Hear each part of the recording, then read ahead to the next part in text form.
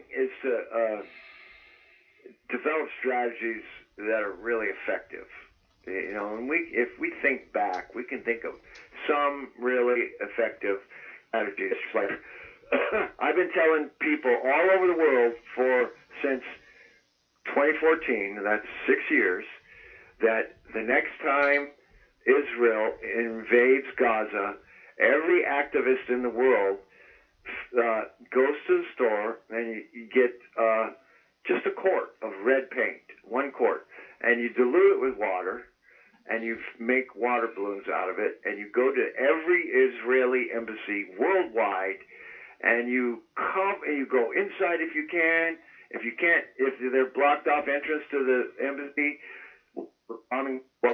you just pelt the building and the glass and everything with water balloons filled with really runny red paint, and that way it actually looks better and it washes off easier. So you're not damaging any structures, and they would get on the news immediately if 3 embassies across Israeli embassies across the world were pelted by. Are we live right now or not? Say what? Oh, never mind. Are we live or not? So, yeah, okay. Go ahead. Yeah, so I think that this what I'm looking at is not a live feed. I'm pulling you up right now. Okay, live call for justice. Oh, yay! See what we 3 got. people watching. I got 2 watching. Yeah. Oh boy. Okay, you're live. You're live though.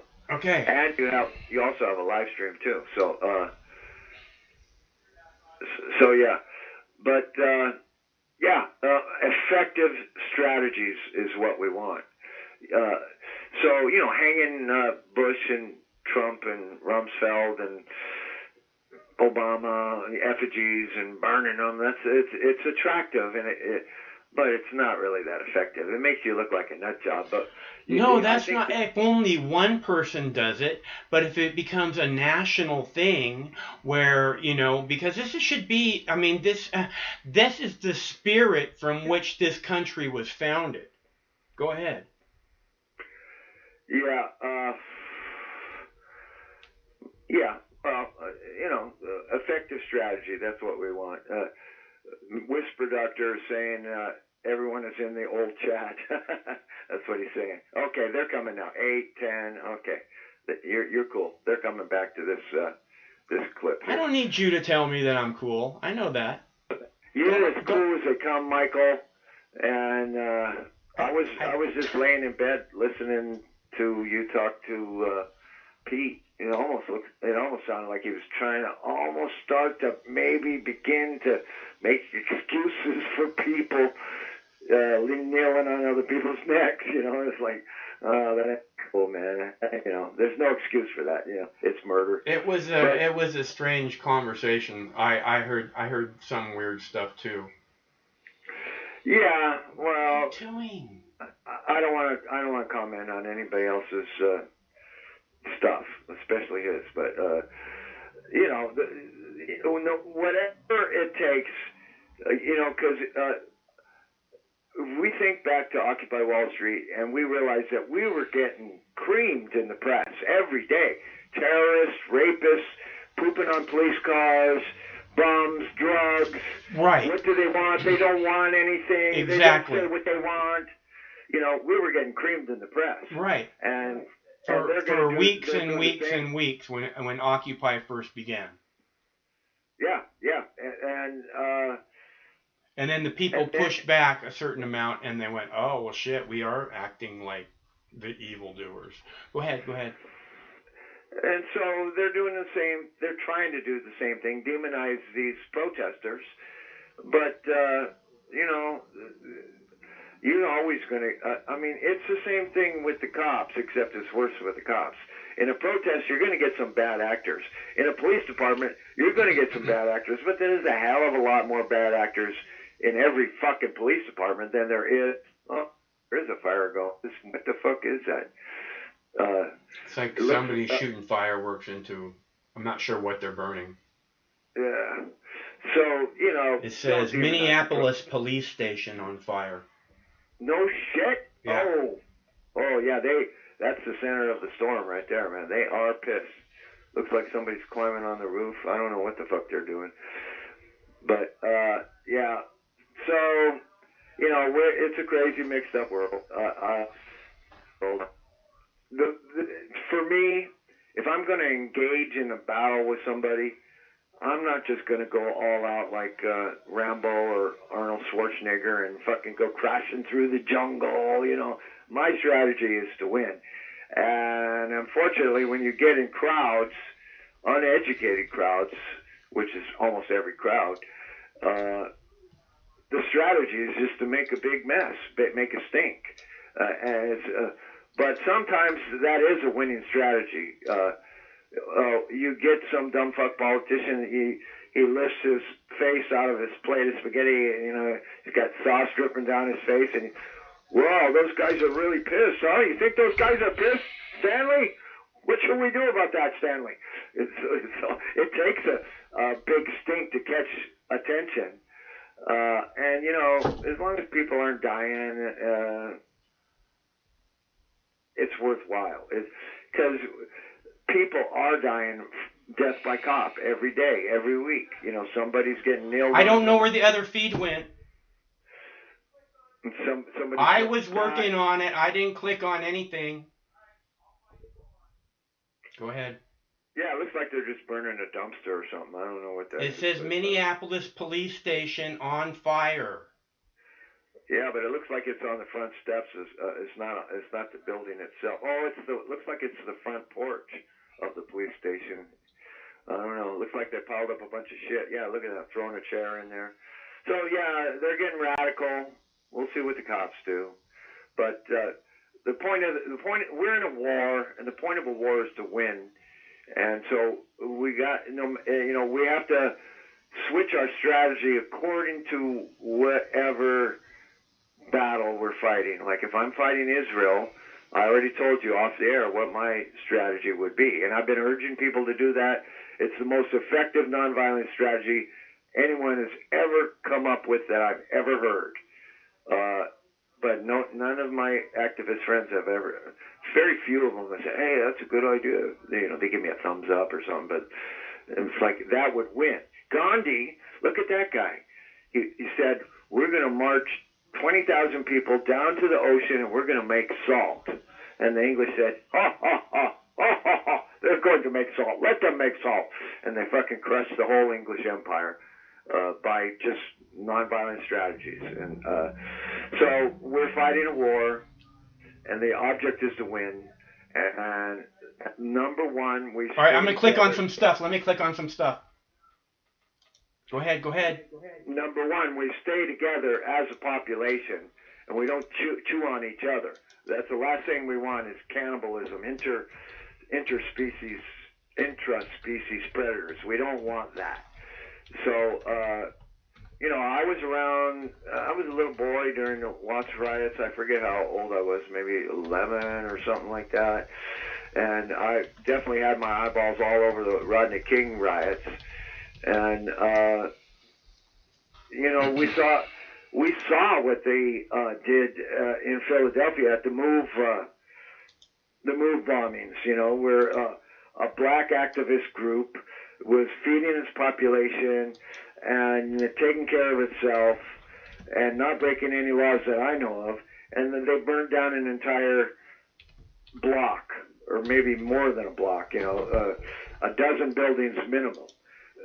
They firebombed the roof, and they didn't put it out, and the whole block burned down because some radical fucking stupid cop had a stick up his ass for black people. So fuck them. Fuck this cop that murdered this guy in Minneapolis. Fuck the guy that choked the guy in New York. I mean, and fuck all those people that shoot before they even think, Fuck them. They shouldn't be cops. if they're No, doing they that. shouldn't be cops. If they live, they constantly say, "Oh, I was afraid for my life." If you're afraid, you shouldn't be a fucking cop, okay? Either you can fucking handle the heat in the kitchen, or you cannot handle the heat in the kitchen. If you cannot handle the heat in the kitchen, then get that fuck out of the motherfucking kitchen. Yeah, I mean, if you can't think, then go be a dishwasher, where you don't have to even think. Yeah, I don't care what you do, but if you can't handle carrying a gun around other human beings without being in constant terror for your life, then yeah, get the fuck out. Okay, we don't need you. It wasn't even a complex social situation. That one can't be live. Okay. You had a guy who was no threat, and you brutalized him, beat him, humiliated him, and then murdered him on film in broad daylight. So if you can't handle a simple snatch and grab, arrest like that, go work at McDonald's or something, because that might be more your speed. Can I have your order, sir? Would you like double cheese on that? Look, the cops have to be tested on a regular basis for what it is that they have. They need to have psychological tests. They need to have fucking drug tests on almost a daily basis.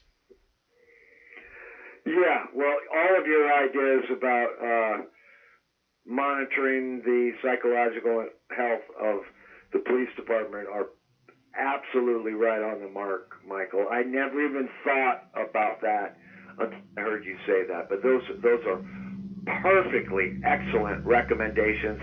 They should be put into writing and sent to every congressman, every senator, every governor, every sheriff.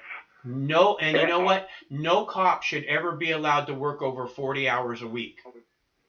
And I mean, no moonlighting, no bullshit. That's it. And you know what? Really and truly, maybe 6 or 8 of those hours should be training.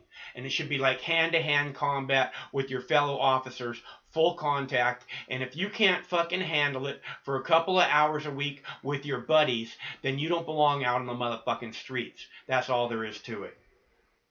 And they should have mandatory poetry and creative writing classes for all cops, so that they develop their feminine side a little bit, and they don't fucking kneel on people's necks and kill them. That person's going to prison right there. Did you see that? Laser at the helicopter. Ooh, 2 lasers at the helicopter. Those people are going to prison. That is not a good idea, people. Oh my God, is that a 3rd laser? That is a very, very bad idea. You can shoot them at the cops. You can shoot them at the cops on the street. Do not shoot them at fucking cops in the air. Do not shoot them at anything in the air. You will go to prison. Very, very bad idea. Go ahead, Michael. Yeah, well, I didn't even, I don't know of any case shooting a laser brought down a plane or a helicopter, but they'll never catch them. So they catch these people all the time. Do not do it. Okay, it's a very, very bad idea. Go ahead.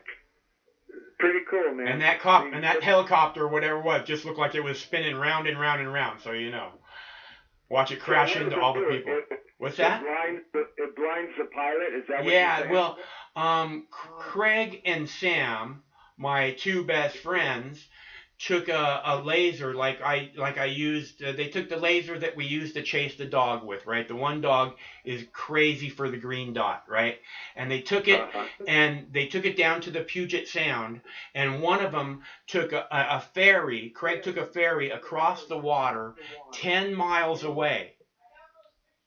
And Craig, he has pictures and video, and by the time he could see the laser 10 miles away very clearly, and it was gigantic by the time it got to him. It was filling up. It was I don't know, 20 feet tall or something. Wow. Yeah. Yeah. Well. So it fills the entire cockpit with light, and it basically there Craig's got pictures. It basically blinds the people inside the cockpit. Which is why I recommend that you shoot it at cops that are on the street, because they fucking will immediately go, I'm damaged, I'm out, because that's what cops do. They play the victim immediately. They'll go, oh, my eyes, I can't see anything, I'm blinded, I have to stay, someone take my place, and you'll just take out a whole row of cops immediately. But, that's just my opinion. That's why I've been telling people, buy the green lasers while you still can. I immediately started telling people this when they started this thing about how the lasers were getting, they're bringing down planes and shit, because they're gonna make them illegal. And I see. You can see, like, if you look at the protest in Greece, the protesters in Greece, they have like you can just see hundreds of them, hundreds of little green dots all over the cops. And the cops are just kind of like frozen because they can't do really a whole lot about it. Yeah, well, I don't think we're going to win the war with lasers. If we were, we already would have won it. But not everybody here has lasers, but I'm just telling you, it's a very effective fucking tool. There it is, yeah. So, yeah, but yeah, if it's what? That's 10 miles away, right, Craig? Oh, okay, so that's like 2 miles away? Oh, 1 mile? 5 miles? And that looks to be about, 30, 40 feet above sea level also? I don't know. Oh, was he up on top of the building? Yeah, Sam was up on top of his building. So, yeah, probably 150 feet above sea level, something like that. Okay, yeah. That's got to be a powerful fucking laser. That's not just No, it is. It's a little fucking thing that I bought off of eBay for $5. In fact, I got 3 of them for $6, I believe. Huh. Wow. I had no idea. Yeah, I'm going to have to get me some lasers, man. He's got a video. I've told you guys for years, he's got video somewhere of it fucking 10 miles away, and it's just like a fucking, it's like a lighthouse, man. Just unbelievable. It seems like if you were on taking a mountain hike, you know how mountaineer people get lost all the time going to fucking hike. Like you have this thing and you just fucking, you could get anybody, you could get like Seattle's attention or whatever, like, hey, I'm over here, motherfuckers.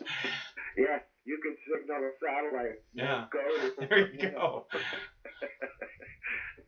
So yeah, if it's 8:45 here in California, so what does that make it in? Don't shine at the camera, obviously, but yeah, this is the laser that did it. Shine it at the paper, and you can put this in front of the camera, and just shine it at the back of the paper. At the back of the paper? Yeah, and they'll see it come through. It doesn't light up. It was on a minute ago. Is it showing? Wow. Yeah, see that? It's black. You see that? Well, that's because we're on a green screen. We're on a green wall. So it's a black laser, yeah. But yeah, that's two friggin' batteries, 5 milliwatts. Is that the ones I bought? Yeah. So I bought 3 of these. I bought 3 of these for like $6 off of fucking eBay. Wow, man. You can probably get like a bunch of them. I seen they sell them in like 20 packs and shit. So. Wow. Those are probably a couple years old too. So. And it works on AAA batteries, so it's really easy to replace the batteries if you're like, instead of having to get those like watch batteries. Like if you get a laser at the pet store, it's going to work on those fucking watch batteries. You don't want that. Yeah, you could duct tape a dozen of those together and turn them all on, and it'd be a deadly weapon, man. Yeah, I don't know about that, but it would be an effective tool. I like to put it that way. Yeah. A very effective tool. Well, that's cool. You got these live streams going, man. It looks like that helicopter fucking ran tail after that fucking laser, dude. Did he? Yeah. Yeah, they're like, get us the fuck out of here. We're not gonna deal with that. Huh. Yeah. WCCO. So they'll probably peter out about midnight. You got a couple more hours or 1 more hour, right? I don't know. We'll see. Yeah. I hope it peters out here pretty soon. Hey, Mike, I do have a call holding, just so you know. Okay, well, I gotta play a clip, and I'll be ready in a sec. Okay, take care, Michael. Nice talking to you. Okay, I'll talk to you soon, Mike, and you stay cool, bro. Yeah, you too. Okay, bye. That's our buddy Michael from Southern California. Okay, I have to click on stuff. Okay, so I am going to play a clip about... Oh, I have a clip about people using wormwood, African wormwood, to treat COVID-19. I thought you guys might want to see that. Hey, I'm clicking on stuff. What are you doing?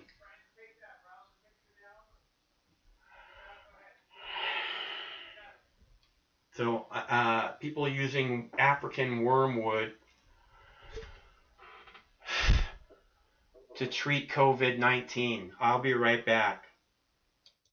Well, the race to find a cure for the coronavirus has revived interest in herbal medicines, although none has so far been proven to be effective. But a group of farmers in South Africa is cashing in on hype surrounding African wormwood. Take a look.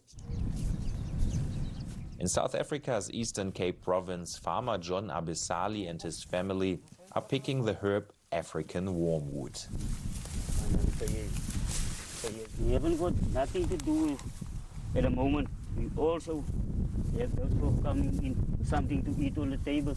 Oh, very important for me to do jobs like that. Very, very important. I like it. The family can pick as many as 10 bags a day. You can find the plant all over the place. It has been growing here for a long time, and the local farmers have been using it as a traditional medicine. But now the demand is going business here. Back in the village, they sell the plant for €4 a bag. Prices have increased along with demand for the herb. Many believe wormwood can protect them from the coronavirus, although there's no scientific proof. I came to fetch some of these because they said it's good for coronavirus. Ndayoyika kaloku asiyanga bingena njani na ivirus ayoyika ivirus kule nyanga iphele benzokha umhlonyane apha ndive ewayilesini kuthiwa umhlonyane uyayinceda le. The villagers also believe in wormwood's medicinal properties. They've been using it for generations. Even though the village has no electricity, no one here has been to the doctor for years. Wormwood is prized as one of the most powerful medicinal herbs. People here say it clears up a stomach ache in half an hour and a fever in 3 days. All the virus in your body, they can take it out. It's a good medicine. If you put your faith in that plant, it's going to help you for that virus. There's also a growing demand in big cities such as Port Elizabeth, an hour's drive from the village. The coronavirus is spreading rapidly in urban areas despite the lockdown. Normalizo Ndlanzi has been growing wormwood for the last year. Her grandmother has been taking it for flu. Now business is brisk. Ndlanzi has sold 20 bunches today for €1 each, but she doesn't believe it can protect people against corona.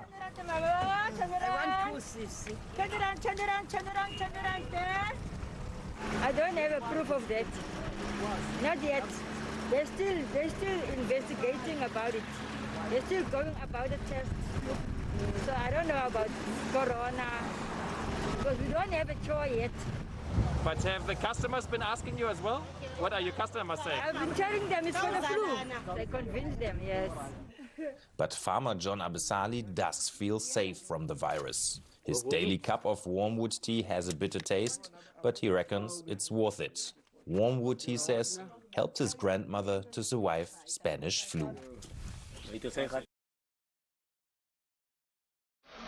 All right, I am warming up the bong for a quick puff here, and we will have a dab momentarily. I'm going to go to dabs in space. All right, Craig, you can do whatever you want with that now.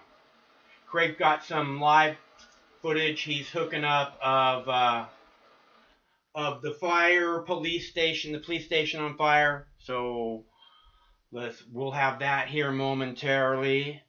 And he's got a caller on the line. Hello, caller. Hey, what's up, Mike? I am standing strong, man. What's up with you? I try not to watch the news, but I stayed at somebody's place last night. I kind of watched it a little bit this morning. So Yeah. I came out from under my rock and found out what was going on in the world. And then you just wanted to crawl back under your rock, right? Pretty much, yeah. So I'm a regular user of 4chan poll. Okay. And I get some news there, which I just wanted to mention that somebody is posting pictures. It's somebody driving down, I think it's at Interstate 94, and there's people posting pictures of the National Guard actually en route to Minneapolis right now. Yeah, the National Guard is headed for Minneapolis. That is correct. Thank you very much. What's your name? My name's Cecil. Hey, Cecil, it's good to hear from you. Thanks a bunch for calling, and thanks a bunch for pointing that out. I've been looking and waiting for the National Guard to come out, at any time, and I was surprised I hadn't seen any yet. So. Yeah, it's just pictures, but like I said, there's people who are like on the freeway taking pictures of the convoy that's en route right now. But really what I wanted to call you and talk to you about is, man, there seems to be a lot of racial division propaganda taking place in the media right now. There's a lot of stories of like, this black person did this thing to this white person, or this white person did this thing to this black person. And it's like been like 3 or 4 major events right now in a row, I'd say, like in the last week or so. First, there was those 2 white guys chased that black guy. I think, what was that, in like Alabama or Georgia or something like that? That was Georgia, yeah. Okay, and then right after that, there was the black guy in the old folks' home that was punching the old white people. Yeah, that was in Illinois, I think. Okay, and now we're here at, maybe there was another one in there, but now we're here at Minneapolis. Do you remember the lady with the dog in the park who called the cops? I didn't see that one. There was a lady in the park with a dog, and she called the cops because a black man asked her to put her dog on the leash, like the law says. And she said, "I'm calling the police, and I'm going to tell them there's an African-American man threatening me." And she lost her job. Wow. I just saw something on 4chan that says something about some Washington State black man punched a police officer over COVID-19 or something like that. I have not seen that story. I've watched the numerous noon news and numerous at 4 p.m. and 5 p.m. news here locally. So I did not see any story about a police officer being punched. So you know. Okay, they had a YouTube video linked to it, but it's been taken down. Yeah, I just letting you know I did not see it. That's cool. That's good. Somebody got on video. That means it will be probably posted again and again and right. Again. Yeah. So the whole moral of the story is that black people are supposed to hate white people, and white people are supposed to hate black people, and everybody's supposed to hate the police, right? Or am I missing that? Is there something I'm missing? I don't think everybody. I mean, Donald Trump says again and again, "We love our police, don't we? We love our police," and everybody cheers. Yay for police officers! I mean, we probably shouldn't love all the police, but the majority of them are kind of out of control, I think, yeah. Well, the problem with the cops is they say that it's just one bad apple or a couple bad apples, but the truth is, which is apparent in the video of George Floyd being murdered by that cop, the one bad apple is protected by all the supposed good apples while they do their evil deeds. And in my opinion, that makes them all bad apples. Yeah, because they're like complacent or whatever. Well, they're trained to do that. They're trained to act basically like a uniformed little gang unit. Yeah, they are. They are a gang. They are a gang. They have the same fucking code of silence that criminals use. You know, if you're in a gang and something goes down and one of you gets arrested, you don't say anything. You don't snitch. They have the same. They use the same exact code of silence that criminals use. Go ahead. Right. But one thing I want to point out about his name is George Floyd. Yes.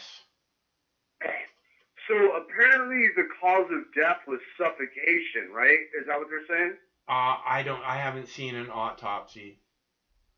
Okay. I just saw something that got kind of pointed out. If that man was being suffocated, how is he able to like yell and stuff and like tell people help I'm being suffocated? I don't know, bro. I didn't see an autopsy report, so I don't know what the cause of death was exactly. So I can't debate that point one way or the other. What I do know is I watched a man being murdered by police officers. There was no threat to anyone, and they murdered him because they could murder him, and they continue to do the same thing with with all these fucking. They kill people again and again and again and act like they didn't do anything wrong. Well, right, because they're just going to get 2 weeks paid leave, right? Pretty much. The guy who killed Eric Garner in New York, the cop who killed him minutes after Eric Garner died from choking him to death. The cop looked into the camera that was filming him and did a peace sign and said, "I'm going to Disneyland." Yeah, so they get a little slap on the wrist, or they get told to go home and here's all the money. You don't have to work. Just take your money. Go ahead. So my question to you is, you don't think that this could possibly just be like fear-mongering, like scare tactics, trying to scare people, trying to make people afraid of the police?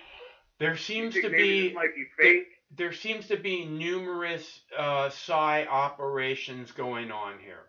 But that's really above my pay grade to be able to, again, say for sure what it is that's happening. Yeah, I kind of think so, man. Because one thing I noticed is, like, about the whole George Floyd thing is, like, they have, like, multiple camera angles. I mean, that dude looks like he's posing for a picture while he's kneeling on top of that man's body. Literally. This is something I pointed out earlier, is that cops, they know when they're being filmed, and they know how to, if that cop wanted to kill that guy, all he had to do was put him in the squad car and take him around the corner where there was no cameras and kill him. And then it would have been like, oh, he did this, or he pulled out or whatever out of his ass and fucking shot at us and we had to kill him. It doesn't make any sense that they did it on camera the way that they did. It's like, again, there's something strange going on with this story. Yeah, it's called racial agitation propaganda.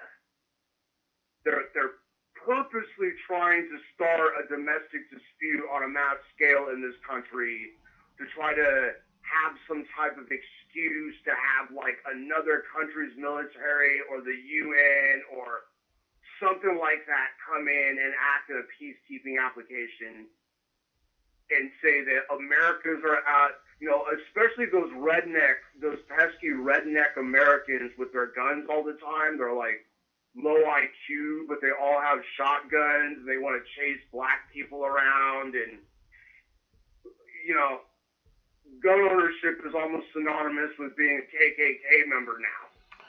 And the police But is that's all not KKK. true. But that's not true. I mean, I don't know about the police. I mean, there's obviously some kind of racist issues in the police, but I don't think that's the truth about gun owners in any way, shape, or form. I wasn't saying that, man. I was being sarcastic. Yeah. Okay. You know. Yeah, I hear you. No, I get like, it. That's the way they're being portrayed in the media. And if you were a simple-minded person who just looks at the media and believes everything that they say, then you would think that people who own guns are probably racist. I bet you're right about that. Oh yeah, dude. I mean, and just like the repetition. Like I was watching, I don't know what it is. It was like Kogo or King 5 or one of those local channels this morning. And they just repeatedly say, they'll like cut to a different story, like say about COVID-19. Then they'll cut right back to the Floyd case. Then they'll cut to some other small, insignificant story. Then it's like they said the same stuff about this guy like maybe 3 or 4 times this morning in the same half-an-hour segment. Yeah. Like, that's brainwashing, dude. That's like, you know, trying to racially agitate people. And clearly, yeah, I watched some Australian television where they have a bunch of cops surrounding people, and like it's usually parents, and they're like on camera taking people's babies away from them because they're not wearing a mask. I saw 2 separate clips of that. Wow. And yeah. Down in Australia. Now, I have to ask myself, is this real or is this some type of ploy to make me want to hate police? Well, there's lots of reason to have issues with police, you know. I mean, the police seem to be fucking with people left and right when they don't need to be fucking with people, and you know, I mean, they're fighting this endless bullshit drug war. They're not speaking out about like, oh, the drug war is killing my brothers for no reason. I mean, what do we want to save junkies or something? How does that make any sense, you know? And and none of the cops speak out in that way. I've spoke out again and again. I think we should make a bumper sticker that says "Save a cop's life and the drug war." I mean, it's that simple. You really care about cops getting home at night? Fucking, well then why are you getting them murdered over fucking stupid junkies dying in the street? Fuck that. End the fucking drug war. Let the cops go home at night. And you know what? You know why they don't want that? Because there's so many goddamn cops. And if they ended the fucking drug war, that would mean like the end also of like 80% of crime. Which means we wouldn't need all these damn cops anymore, right? So then what's going to happen? Then we'd have a bunch of unemployed fucking substance abusers that are heavily armed and angry, you know. I mean, how's that going to work out for us, you know? Right. A lot of police are given steroids to like their doctors prescribe it to them for like performance enhancement or bulking up or whatever. And they're also that should be absolutely illegal, and every cop in the country should be immediately tested for steroids. And if they're found taking them, they should be tested again like 2 or 3 days from now. And if they're still taking them, they need to go to fucking rehab immediately. Well, I mean, I don't know if you've ever known anybody who was a juicer, but steroids affect your personality very heavily. They make you very emotional. It makes you Swiss cheese out of your fucking brain. Yeah, it makes you hyper emotional, to say the least. And arrogant. Highly arrogant. Well, they start acting like they think that they're gods and shit. Yeah. No, taking steroids is a very, very bad idea. And you know, people are and letting cops do it is just a recipe for disaster, man. Right, that's the thing though, is they're encouraged take these things a lot of the time, they'll hire some weak, scrawny little wimp of a nerd onto the police force and then give him a prescription for freaking steroids, totally legal through his doctor or whatever. Next thing you know, that same cop is a freaking juicer. He's chasing some dude down the street, beating his ass because he dared run from him or whatever. You know, they beat their ass because they can. That's the only reason that they beat their ass. If they actually were fucking, you're not allowed to do that, you're going to be penalized for doing that, they wouldn't do it anymore. So the reason they beat their ass is because they can. So we're clear. Oh, right, of course, yeah. They also make them work really long shifts, like sometimes 12 to 24-hour shifts, so that they're just I don't know if you heard to want to use stimulants and stuff. I don't know if you heard me talking to the last caller, but I told him that cops should be absolutely never allowed to work over 40 hours a week. And multiple of those hours, honestly, should be training. So like 4 to 6 hours a week should be training, and then they should never spend. Cops take every single overtime hour they can possibly get. I've known lots and lots of cops, and because they get fucking paid like crazy dollars when they're on overtime, and so they get asked to do security at all these different events and shit, and it's just that that should not be an option. No moonlighting, I'm no always overtime. Hearing about off-duty cop this, off-duty cop that. Yeah. Like, when do these guys sleep? Right. You know, like, it should be like, just like how sheriffs in some of these rural areas are elected or whatever, you know, we should do this the exact same thing with even your simplest patrol officer. They should be able to be elected into their position, and, you know, because otherwise the way the system is right now, you got some corrupt government official like a police chief or a mayor or a governor or whatever that goes out and selects people that are like gonna be his lackeys. Put the live stream back up. Put the live stream back up. Thank you. Go click transition. There. Thank you. Okay, go ahead. I'm sorry, Cecil. Go ahead. I was just saying, man. Like, we should even be electing normal patrol officers. Desk cops or freaking meter maids or whatever, they can just hire those or whatever. But I think that if that man is going to be out there with a badge on his chest and a gun protecting me, I should have a say-so in who is allowed to do that. Right? Well, there should be like a standard. Like, you know, they're doing this thing where, communities have to meet a certain standard in order to get their COVID-19 freedom back. And we'll phase in your freedom by doing, once you reach this standard of testing and, you know, blah, blah, blah.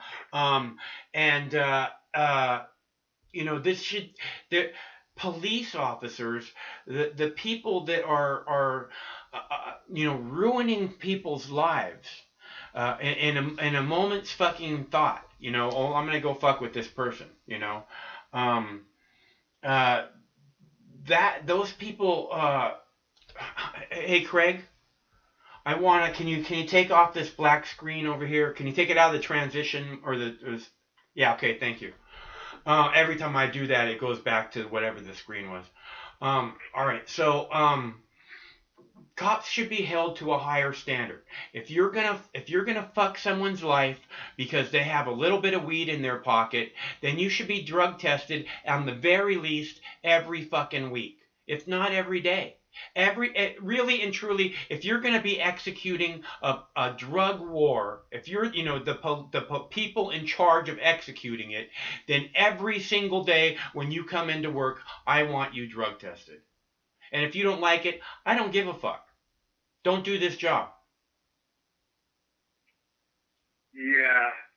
That's what I mean by that's what you mean by being held to a higher standard, okay? If we're going to ruin people's lives over drugs, then you're not going to get a free pass on this. Yeah, also, how about when a cop actually murders somebody, he goes to jail and isn't just given suspension?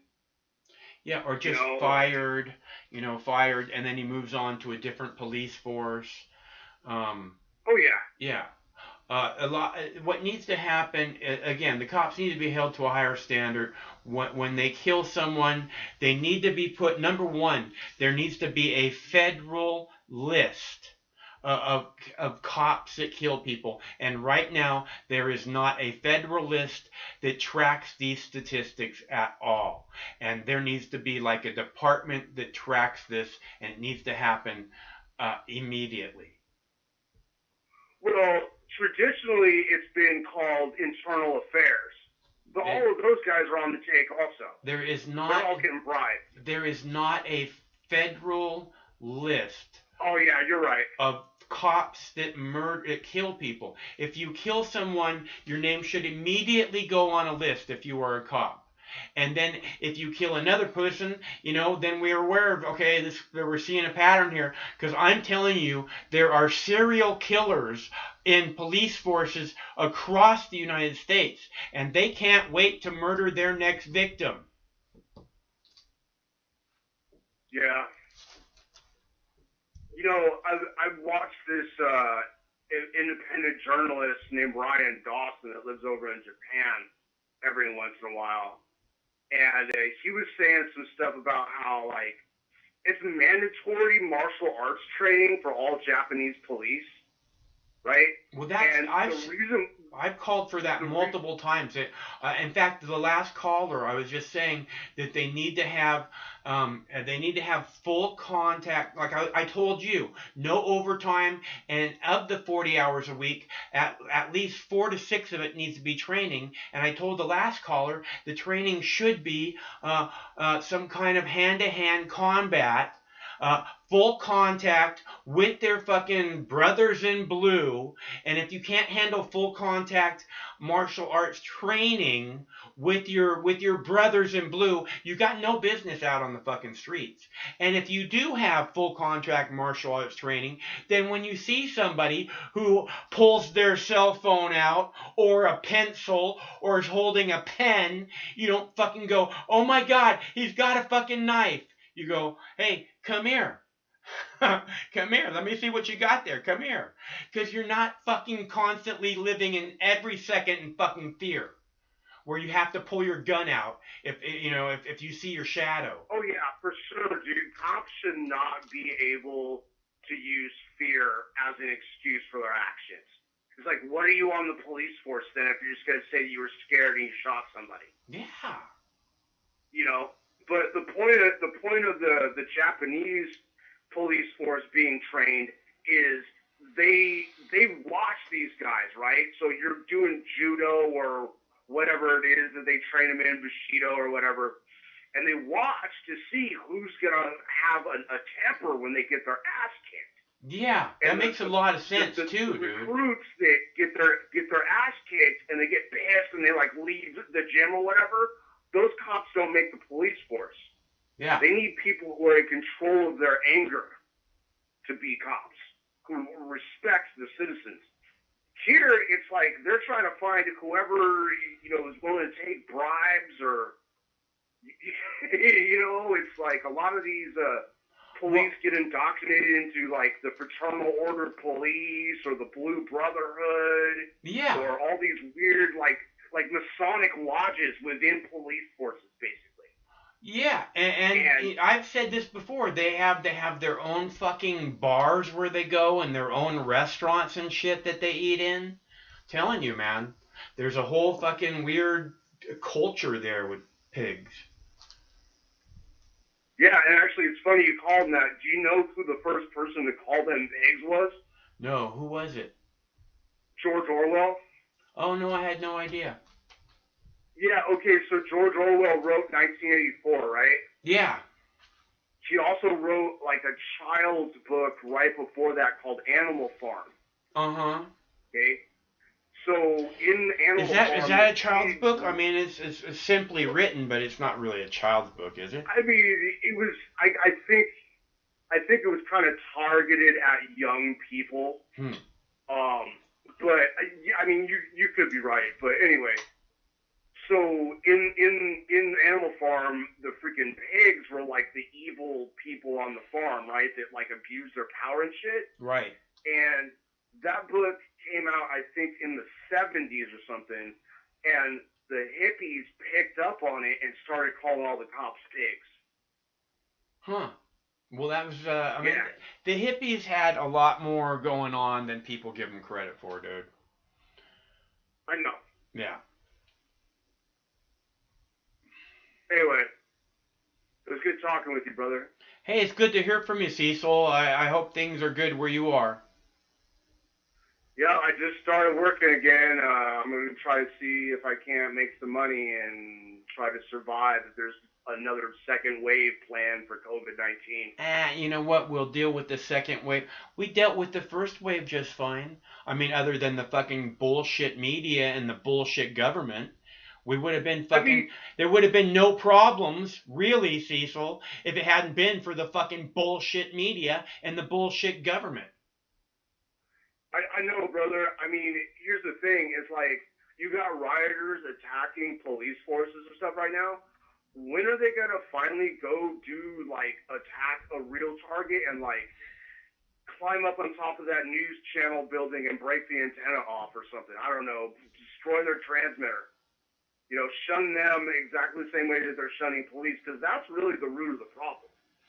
That's, you know, this is what I was thinking when I was looking at this Tucker Carlson clip from this evening, where he's like, again, I showed one last night where he vilified the protesters and called them rioters and looters and stuff. Tonight he did the same thing, only 10 times worse, and I didn't even want to show. I was so disgusted by it. But, you know, why doesn't he fucking show the whole 10-minute clip of George Floyd being murdered by the police? Watch him die and have analysts go through minute by minute of what's happening and then talk about how this happens all over the country. And, you know, we just see these are just the ones that we hear about because they get caught on video. You know, why doesn't he start breaking shit down that way? Because that's not his fucking job. His job is to make the fucking protesters, the people that are standing up against the police state, into fucking evil fucking doers. Go ahead. Yeah, man. I don't know, dude. I don't know what to think anymore, and I think that's pretty much like a part of the whole like series of psyops is trying to confuse the higher functioning people into not being able to figure out exactly what's going on. Yeah, you know, I think you're right. I think that part of the problem might have been that the higher functioning people weren't buying into the COVID-19 fear shit the way they wanted. So they need to hype this. They need to, you know, do something to make the people go crazy. Yeah, and, you know, that's the plan, is eventually to get rid of the higher functioning people, and because they have to get rid of the higher functioning people first, because once they do that, the dumb people are going to be easier to get rid of.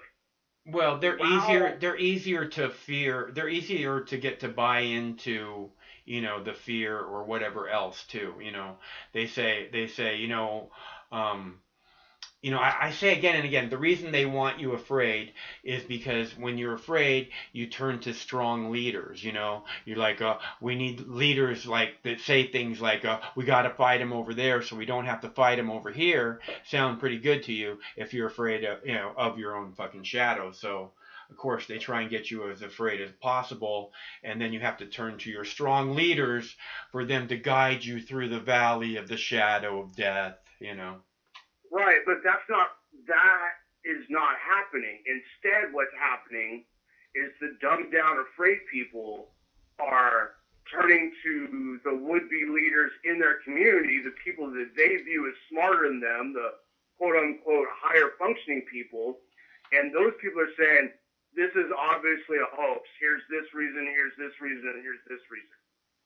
So we're in a spiritual battle right now, and they're trying to hit the intelligentsia or the more intelligent people and confuse them and mess with their minds somehow so that they can be neutralized and, or deemed crazy or conspiracy theory, debunked somehow so that they can try to get the attention on the freaking dumb people and get them to go riot and loot and do bad stuff and all that kind of stuff, man.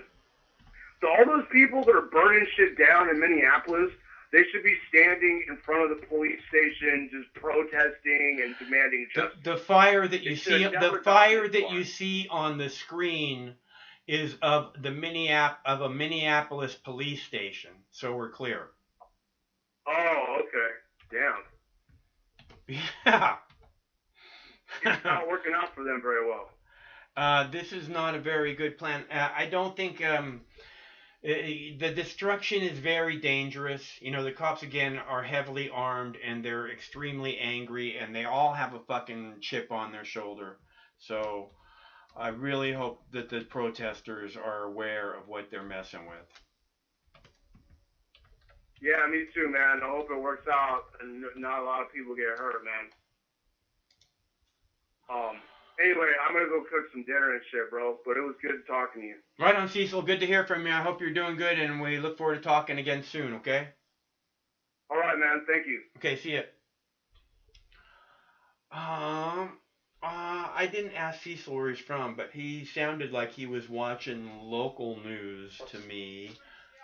Yeah, Seattle. Craig said he's from Seattle, so sounded like he was watching local news stations. Anyways, that is not the police department that's on fire. The one in the upper right-hand corner, I believe, is the police department. That looks like the same fire. It's the upper right-hand corner. So, I'm not sure. Oh, that looks like across from the police department. I'm not sure what the liquor store is got going on there, but it's definitely on fire.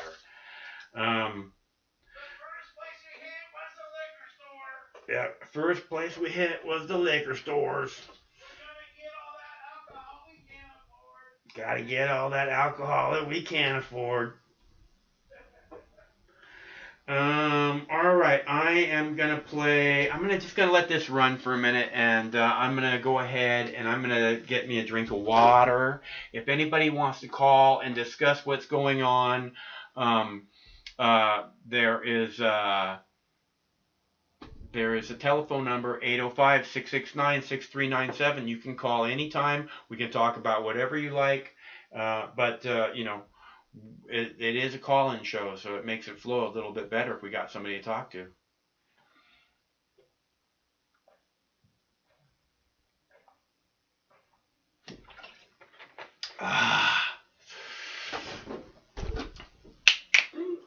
We ain't gonna get no pizza. We gotta deal with the police. That's only on your speakers. You want me to put that audio out over the air? No, I think we better not. I don't know where they're streaming to, so.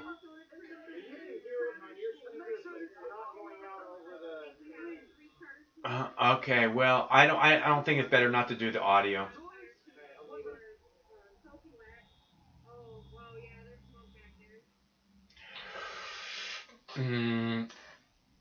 All right. So again, this looks like the fire on the bottom right. I'm not sure if that's the police department. It looks like that's the police department because it was the front. It looked like the front door of a place that they were burning. The police department. I'm pretty sure the one in the upper right-hand corner is a Minneapolis police department. And the cops, again, I really want you guys to be careful out there on the street because the cops are when it's like this, they're not messing around. They're there to hurt people. And they see you as potential terrorist. So be very, very careful. And again, do not shoot the lasers up into the sky at helicopters and shit, because you will go to prison. So please be very, very careful about the actions that you're taking. We don't want people to go to prison. Okay, and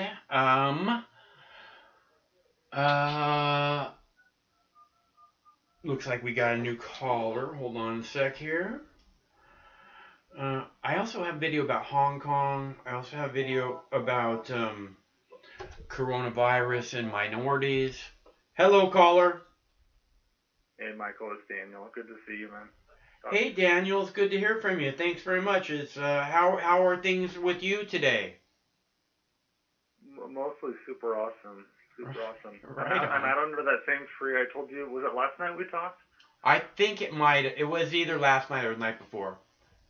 Yeah, sometimes the days get fuzzy for me, but we talked. I'm under the same tree last time we talked, and I actually got my little angel, 6-year-old sweet angel son sleeping next to me. He was here watching your show for the first hour or two. Yeah. But he's just such a little kid. He's never stayed up nearly this long, and he just wanted to sleep next to Daddy under the tree. And he's been sleeping out in the tent the last bunch of nights, but he thought he'd come chill under the tree with me. And so I don't know. It's a pretty sweet day. I mean, I could tell you. Right on.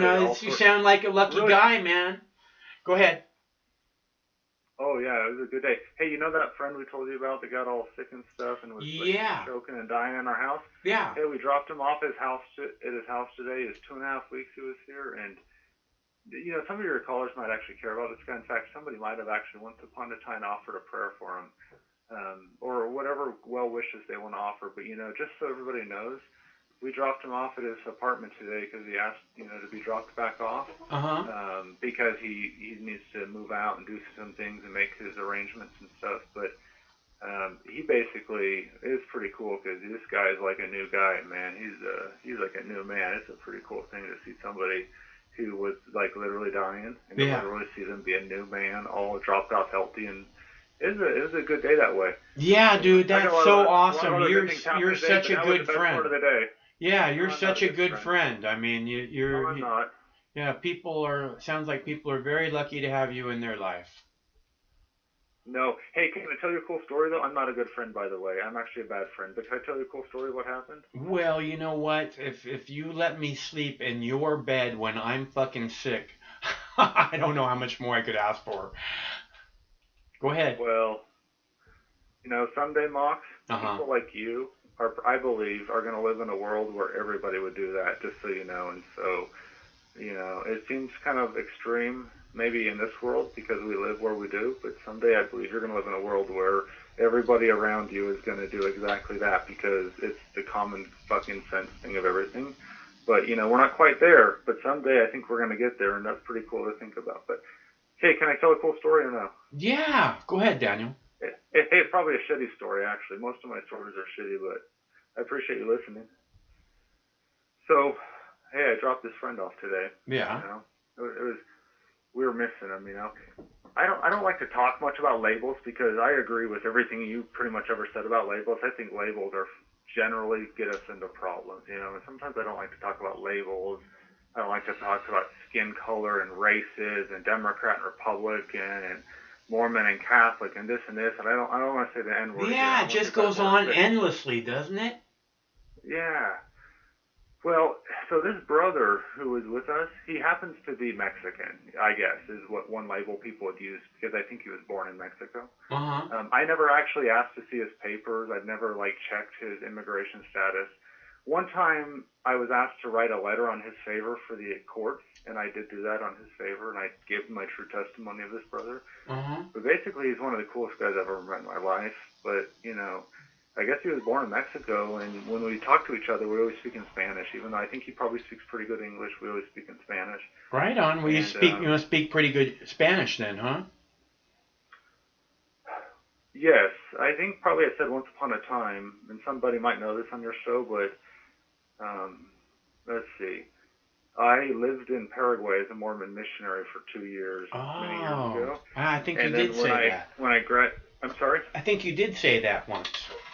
many years ago, I think I probably said, and then when I graduated from college with a degree in finance, I worked in Ciudad Juarez, Mexico. Mm-hmm.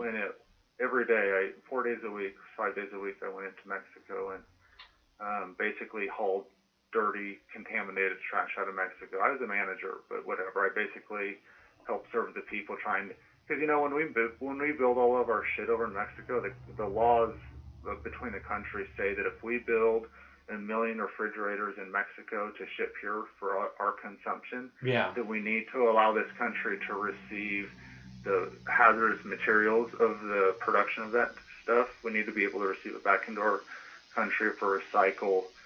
And so I worked a little bit, helping get all that dirty shit back into this country so that we can fucking stick it in the ground. Anyway, so I speak Spanish. I'm a loser, but that's one of the, I guess, gifts that somebody gave me once. No, being bilingual, I think, is awesome. Well, my wife speaks Spanish too, by the way, which is pretty cool. She also speaks Russian. That's just the dorky thing about us is we're both kind of white. Hey, Craig, you got a stream of Louisville? It's Harry. Oh, what's going on? What's going on? Are people burning shit down? It looks like the police are firing tear gas. Oh man, a lot of stressful shit going on these days. Yeah, I try to smoke more and eat more cannabis and try to remember that someday this war will end and try to tell all my neighbors and try to get everybody to not be fucking cunts from hell. But it's hard sometimes. Especially if they're not eating enough cannabis. I keep saying, if the more people that were growing cannabis at home, the better place the world will be. I just honestly believe it's that simple. Amen. I've always said amen, and I just took a hit off my bong. Thanks for giving me a chance. Hey, amen. Hey, when you guys were talking about, I can't remember what you guys, cops and all this stuff, all this sad stuff, it was making me think about the time I was waiting, because every time you come back into the United States from Mexico, you have to wait in line, and I did that every day for a while, and it was funny one time that I was on this line, and it's hot, it's Mexico, it's tropical, it seems like it was always hot, and we're waiting in this line to get across. Sometimes we would wait 2 or 3 hours. Normally a half an hour if you're lucky, but sometimes you'd wait 2 or 3 hours. Yeah. And there's some shit happened on the bridge behind us. Like, I don't know what the fuck happened. All I know is everybody from the U.S. Border Patrol, station there, started running up to the top of this bridge because it's a lot of, some people on your show might even know this bridge, but it's right there. It's really high. And it's in there in Ciudad Juarez when you come into El Paso, and some shit happened on the bridge behind us. I don't know if some drug dealer got busted. I don't know what the fuck happened. I just know all the Border Patrol people emptied out of this fucking people in front of us running past, and they ran like 300 yards or 4 or 5. Maybe it was the funniest thing, Mox, and the saddest thing I think I've ever almost seen in my life. These cops couldn't run at all. I mean, it took them 10 minutes to get 500 yards, and they all were about to have a heart attack by the time they got there. And we all of us, not just me, but I don't know, maybe 2,000 other people on the bridge watched that. And so, it's kind of funny, what were they going to solve? What were they running for? I'm sorry, did somebody have something in their car they weren't supposed to have? And anyway, I like good people, though, that serve, I mean, if those cops were trying to do a good job, that was good for them. But I agree with you. Drug test the fucking cops. We should absolutely not have the government spy on us. That's bad fucking shit crazy. We should be the ones spying on our government because they're supposed to be our servants, and they should not be looking at our keystrokes. We should be looking at their keystrokes. And I don't have a problem with cops not working more than 40 hours in a week, too. And, yeah, some of them are fucking batshit fucking psycho crazy killers, too, also, by the way. And that's not a secret either, and I say amen to that, too. So thank you. Yeah, no, we all have to have a problem with cops working more than 40 hours because, once they go over a certain amount, once anybody goes over a certain amount, they become much, much more stressed. Amen. Oh, yeah. No, yeah. It's a hard job. Mox, it would be a super hard job to go out there and try to be a good cop in this world. God knows I don't want to be a cop. I wouldn't want to be the president.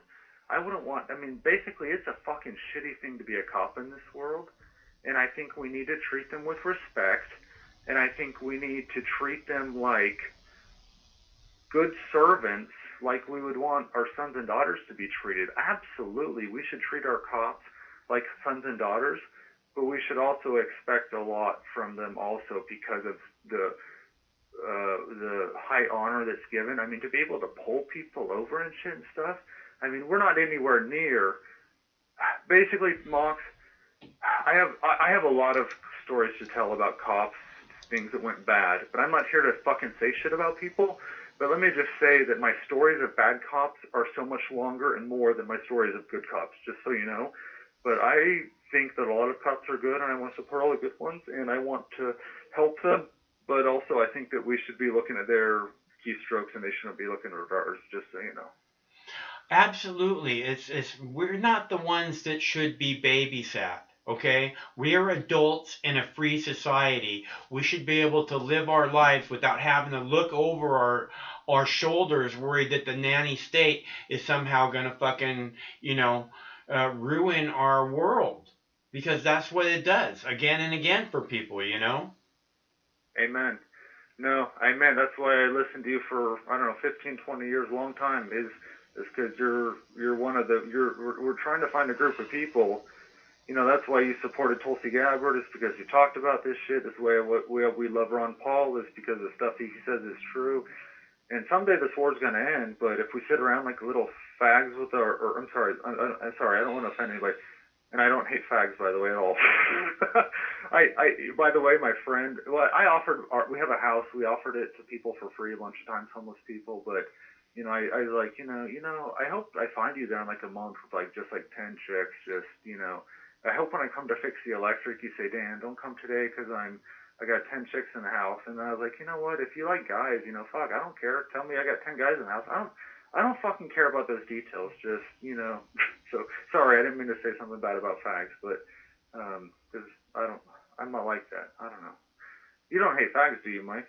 No, dude, I don't care. I don't care. Amen. It's like the religion thing, man. I don't want to know your fucking religion, okay? Just keep it to yourself. Your religion should be a very personal thing, like sexuality. Yes and no. Yes and no. Say, Mox. Yes and no. Say, Mox. There's this guy who comes and cuts the grass where we live. It's the landlord's servant. He's a really nice guy.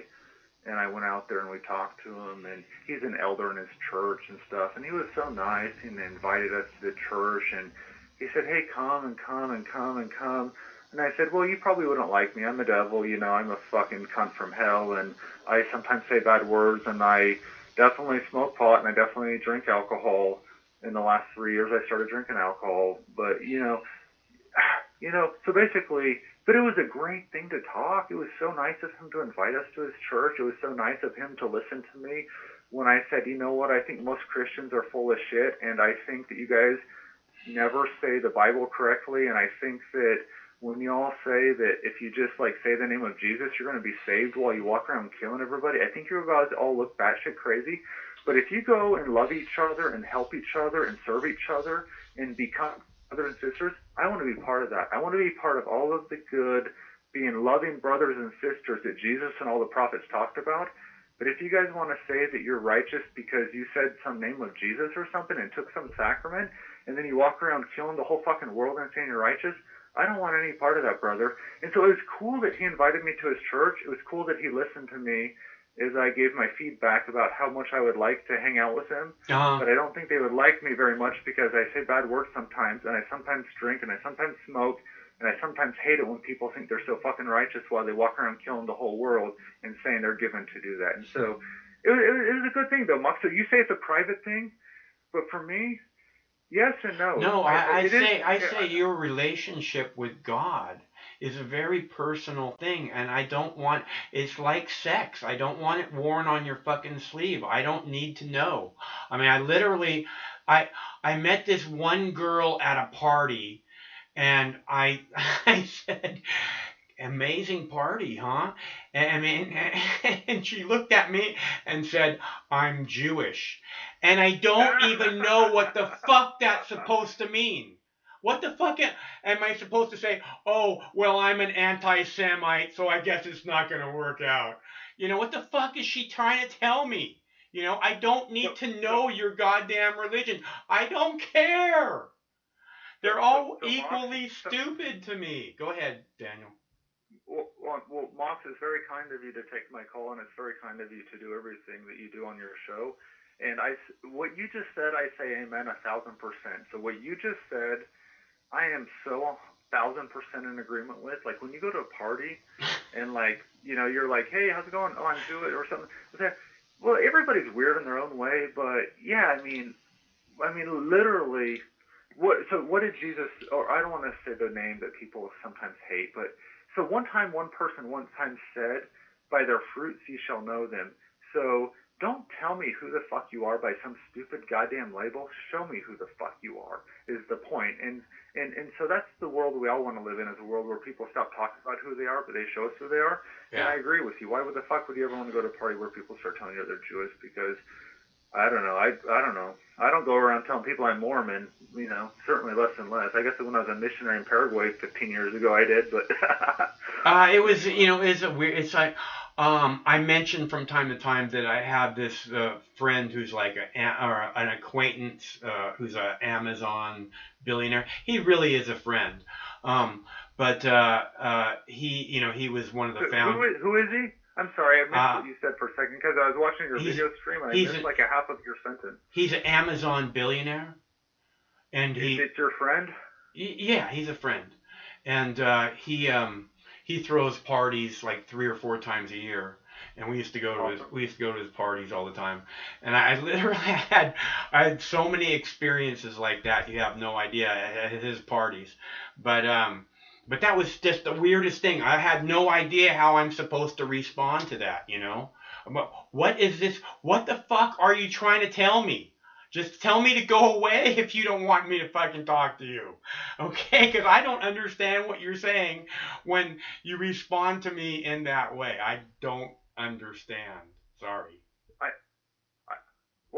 lost Mox. I think I had a brain fart and missed entirely what you were saying because I honestly don't even understand what you're saying. And okay, I used to go to these parties at an Amazon billionaire's house, and I was at a party and I was talking to a chick, and the chick said, I said, hey, this is an amazing party, huh? And the chick says, I'm Jewish. That's basically the only thing she said to me, and I have no idea what the fuck that's supposed to mean. That's what I'm saying. No, it's not.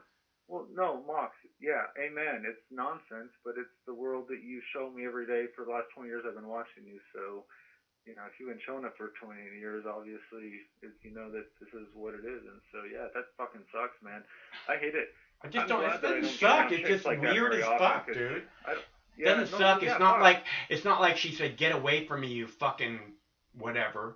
She just was like, she was like, I'm like, I don't get it, that's all. I mean, it's just fucking weird, man. I guess, okay, I'm not part of your tribe. Is that what you're trying to say? I just don't get it. Mazel tov. There you go. Mazel tov. Mazel tov. Hey, can I tell you a little story, Mox? It's the only thing I wanted to tell you when I called, but I never get around to anything I want to say because you always have so many other good things to talk about. Can I tell you a teeny story? Okay. I won't say the bad word. Go ahead. Go ahead. Hey, so we went off back into the city. I hate going into the city, but, sometimes you got to do it. So we went into the city today. Not the people in the city are bad, just sometimes the vibe, the feel. Everybody is running around with so much stress and fear, and the whole spirit, and the way they drive their cars, and the way of everything. It's just like sometimes a sad place to be. And so, we went there today to drop my friend off because he asked me to, and I said amen. Yeah. And so we went there.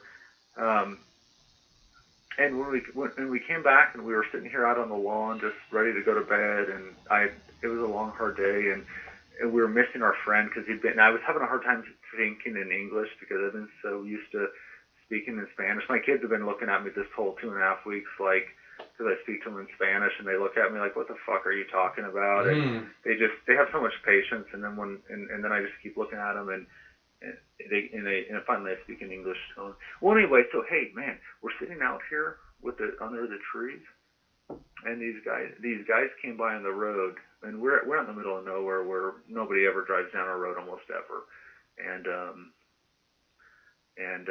these guys come by on horses, and these were the most beautiful horses I'd ever seen. I mean, there's a lot of beautiful horses we've all seen, you know, a lot of beautiful animals. These horses can be amazingly statuesque. Yes, these were majestic horses, like literally majestic horses, like big horses, like Clydesdales type things, but not quite as big. And one of them had really long hair on the legs. And these guys were, but the road's a long ways away. I couldn't see very well. I don't have very good sight. And I wanted to say nice ride. I wanted to call out to them nice ride, but I could hear they were talking a little bit. They were way far away. I didn't want to interrupt their conversation. Yeah. And so finally, as they are finally getting past our house, I call out nice ride, and they stop. And well, anyway, long story short is I could kind of sense that these guys were like some Mexican brothers, you know, because I could just smell it from like a mile away. It turns out that these guys were Mexican. I called out, I said, "Hey, nice ride," and they're like, "What?" I said, "Nice ride." They're like, "What?" I said, "Do you speak English?" But Mox, we're out in a place, you've never seen a Mexican out here ever. The only time I ever saw a Mexican here is when my Mexican friend came, because we are literally in a place where I don't know if they're even allowed out here. Well, clearly they are. Go ahead. Well, yeah, I mean, they are until they aren't, I guess. Yeah. You know, we're all allowed here until we're not allowed here, you know. Right. Rosa Parks is allowed to sit on the front of the bus until she's not allowed to sit on the front of the bus, you know what I mean? Yeah. And so, anyway, so it was cool. It was cool because you could smell these guys, anyway, so they came over with their horses, and we ran over with our kids. And anyway, it turns out they're our fucking neighbors, Mox. For Christ's sake, I'm sorry for swearing people. I'm sorry if I might offend people. You know, they're our neighbors. It turns out they're our neighbors, and we've lived here 2.5 years, almost 3 years, and we didn't know them. And we literally just said goodbye to our good Mexican brother, and I was having a hard time figuring out how to speak in English again. And I was missing my brother, and then all of a sudden, coming down the whole road, these horses, I'd never seen something so beautiful. And then they turn out to be our Mexican brothers who live around the corner. They're business owners in the city. They're, you know, probably all connected. I called my friend, who was, you know, I said, "Hey, I said, "Hey, brother, you couldn't believe what happened. These guys came." And he literally lives like right around the corner from the shop that these people own. And this guy's like a mechanic, and these guys own a store related to auto stuff. I don't want to go into the details, so I don't want to get anyone in trouble. But these guys were really cool. I mean, we talked about, I was like, "Do you ever get your horses high?" You know, like I said, I smoked pot a couple times with a few dogs, and a couple of them really liked it, and the cheeseburgers and the beers we had together, and a couple of them seemed like they said, "No thanks, but thanks for offering." And I asked them if they ever got their horses high, and they just laughed. Is that a yes, you think, or? Well, I think they weren't. They didn't. I think they were a little bit like they're super cool dudes. Yeah. But I think that sometimes people are a little bit guarded, and so I think the first visit they're like, they said, "Hey, dude, your kids, mi casa is su casa. You know, my house is your house, and I do the same to them." And we exchange our information. But a lot of times people are cautious. But they basically said, "Yeah, come anytime, bring your kids." And but really nice people. The cool thing is you know, sometimes we just get these little gifts in life, and life is hard. And sometimes we're down, and sometimes like two majestic fucking horses and some cool Mexican brothers. Not that I want to use a label, but that is the truth of what happened. Yeah, well, Mexican is not really a label. It's kind of, you know, part of who you are if you were born in Mexico. Yeah. Oh, yeah. Yeah, it's part of the story. I mean, if you're writing a good book, you would include good details so people could understand what the fuck is. But yeah, you're right. It's not important that they were Mexican. It's not like a label. Like you're saying, you use, you know, you describe things, but Mexican is a fact. You know, when you say liberal, you wouldn't. If you were writing a book, you wouldn't say, "Oh, this person is a liberal." You'd use other terms to describe who they are, because liberal is just this label that, you know, if you use that, it's like some kind of shortcut where people just kind of, you know, fill in all the blanks. Daniel, I gotta take a break, bro. It's really, hey, thanks for that story. I really like that story. I hope that you tell me more stories about those neighbors, because they sound like cool guys. Amen. Hey, bless you and everybody else out there, eh? Yeah. Hey, it's good to hear from you. I'll talk to you soon, okay? All right, likewise. See you. All right, so I am going to go ahead and play a quick clip, and I'll be right back with something good. Today, though, President Trump making good on his threat to do something about social media companies he feels are biased against him. The president signing an executive order today, but exactly how much it will matter is a big question. Right now, Chief White House correspondent John Roberts has that, exactly what this measure is designed to accomplish. Good evening, John. Good evening to you, Brett. We should also point out that President Trump is monitoring the developments in Minneapolis there very closely. In fact, the president says it was he who instructed the FBI to open up an investigation of what happened to George Floyd there. Now, on the other issue of social media, this is one that's been bubbling up for some time now, but it hit a rolling boil earlier this week when Twitter put a fact check on a couple of the president's tweets, leading the president to say today that social media platforms, many of them, are no longer neutral public forums and should not be treated as such. Are you worried about Flanked by Attorney General Bill Barr, President Trump in an executive order today taking aim at social media companies and the relative immunity they enjoy in censoring or removing content on their platforms. The choices that Twitter makes when it chooses to suppress, edit, blacklist, shadow, ban, are editorial decisions, pure and simple. They're editorial decisions. At the center of the action, Section 230 of the 1996 Communications Decency Act, which indemnifies companies like Twitter, Facebook, Google, and others for any action voluntarily taken in good faith to restrict access to or availability of material, whether or not such material is constitutionally protected. The president and attorney general arguing that provision has been stretched far beyond its original intent. The executive order will give the Federal Trade Commission the power to regulate that law. Social media companies that engage in censoring or any political conduct will not be able to keep their liability shield. That's a big deal. In a tweet, President Trump claimed conservative voices are being unfairly censored on social media platforms, warning, "We will strongly regulate or close them down." In an exclusive interview, Fox's Dana Perino asked Facebook CEO Mark Zuckerberg about that.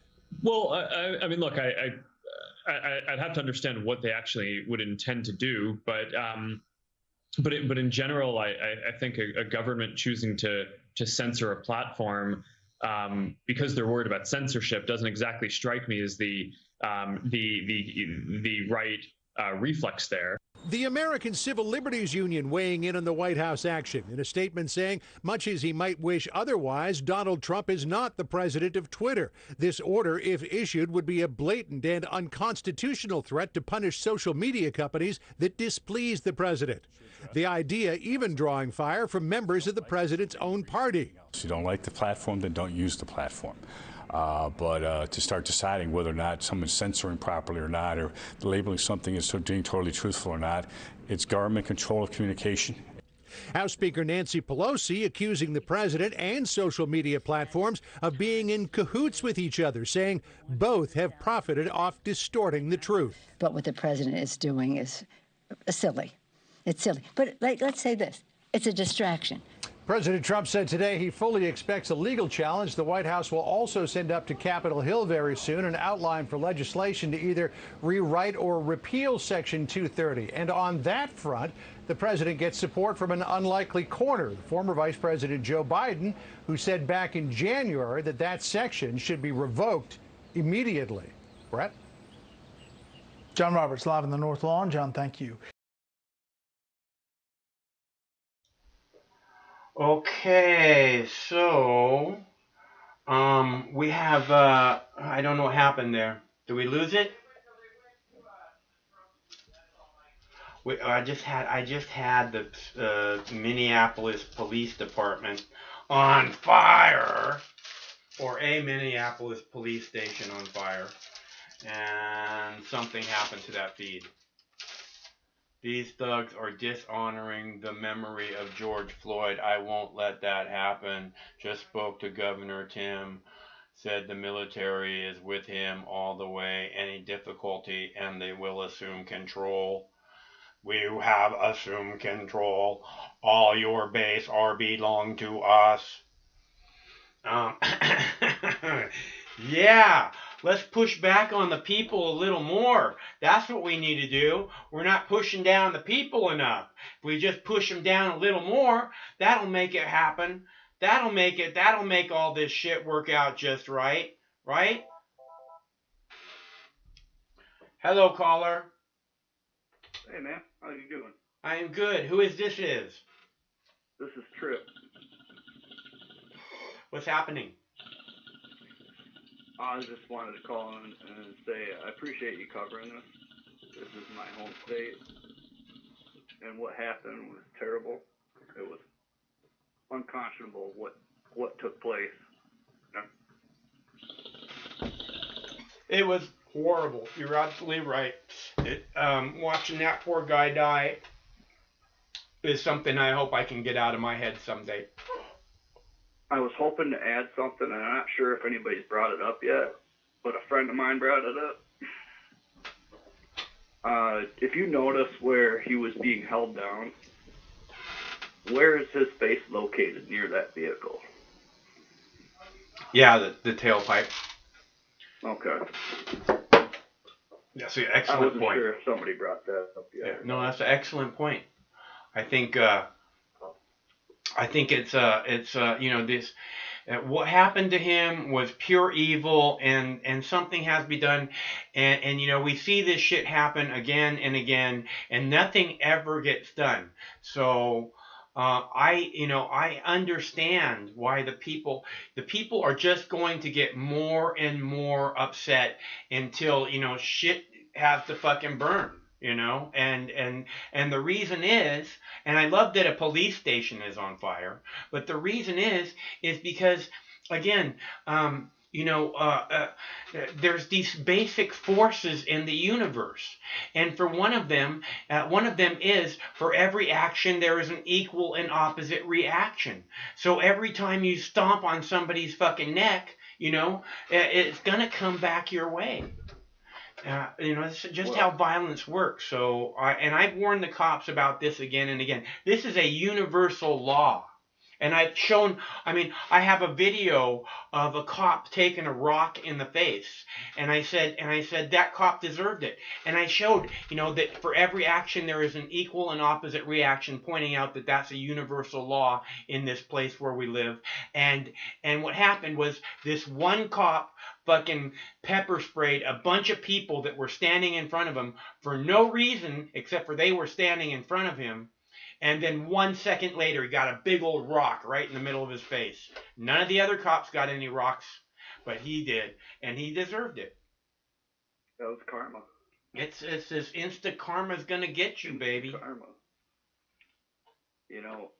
Something that came through was that when a system is dying, even a biological system, what happens to that system? Yeah, well, I agree. It gets canceled out, right? So is that what we're seeing? Is the system no longer works? It no longer has confidence? Are we seeing that system collapse? That's just something I ponder. I don't think that we're seeing it collapse so much as the people are just pushing back on the violence, the violence, again with the violence, and they're like, enough already, and the stupid fucking cops, again, just start the violence back up more by tear gassing these people, by shooting them with rubber bullets. That is not going to calm the situation. There is just no fucking way in hell. I can tell you that right now. Yeah. That's not gonna help. I think that's gonna make things worse. Right, and now they have the National Guard. They have the National Guard rolling into fucking these places, and if anybody gets what they're gonna do with that? Yeah, they're just gonna circle and cut off people from coming in. That's what they're gonna do. They don't want to add fuel to the fire, so to speak, so it'll stop people from walking in. Did you see where they said when the looting starts, the shooting starts? There's another great Trump quote for you. Yeah, I didn't see that. I didn't see that quote. No. Yeah, it does sound kind of like a Trump quote. He likes those little simple rhymes. It's really weird. Do you remember protest in Hong Kong, how they squashed that? Well, there's still protests going on in Hong Kong, but they've tried to squash it in numerous different ways. I played video yesterday of thousands of protesters in a mall in Hong Kong yesterday, and so it's not stopped. So we're clear. So you know. Yeah, right. I know. It's just watch for what our National Guard does when they set up shop. They're just going to stop, travel to and fro those areas. That's basically what I see.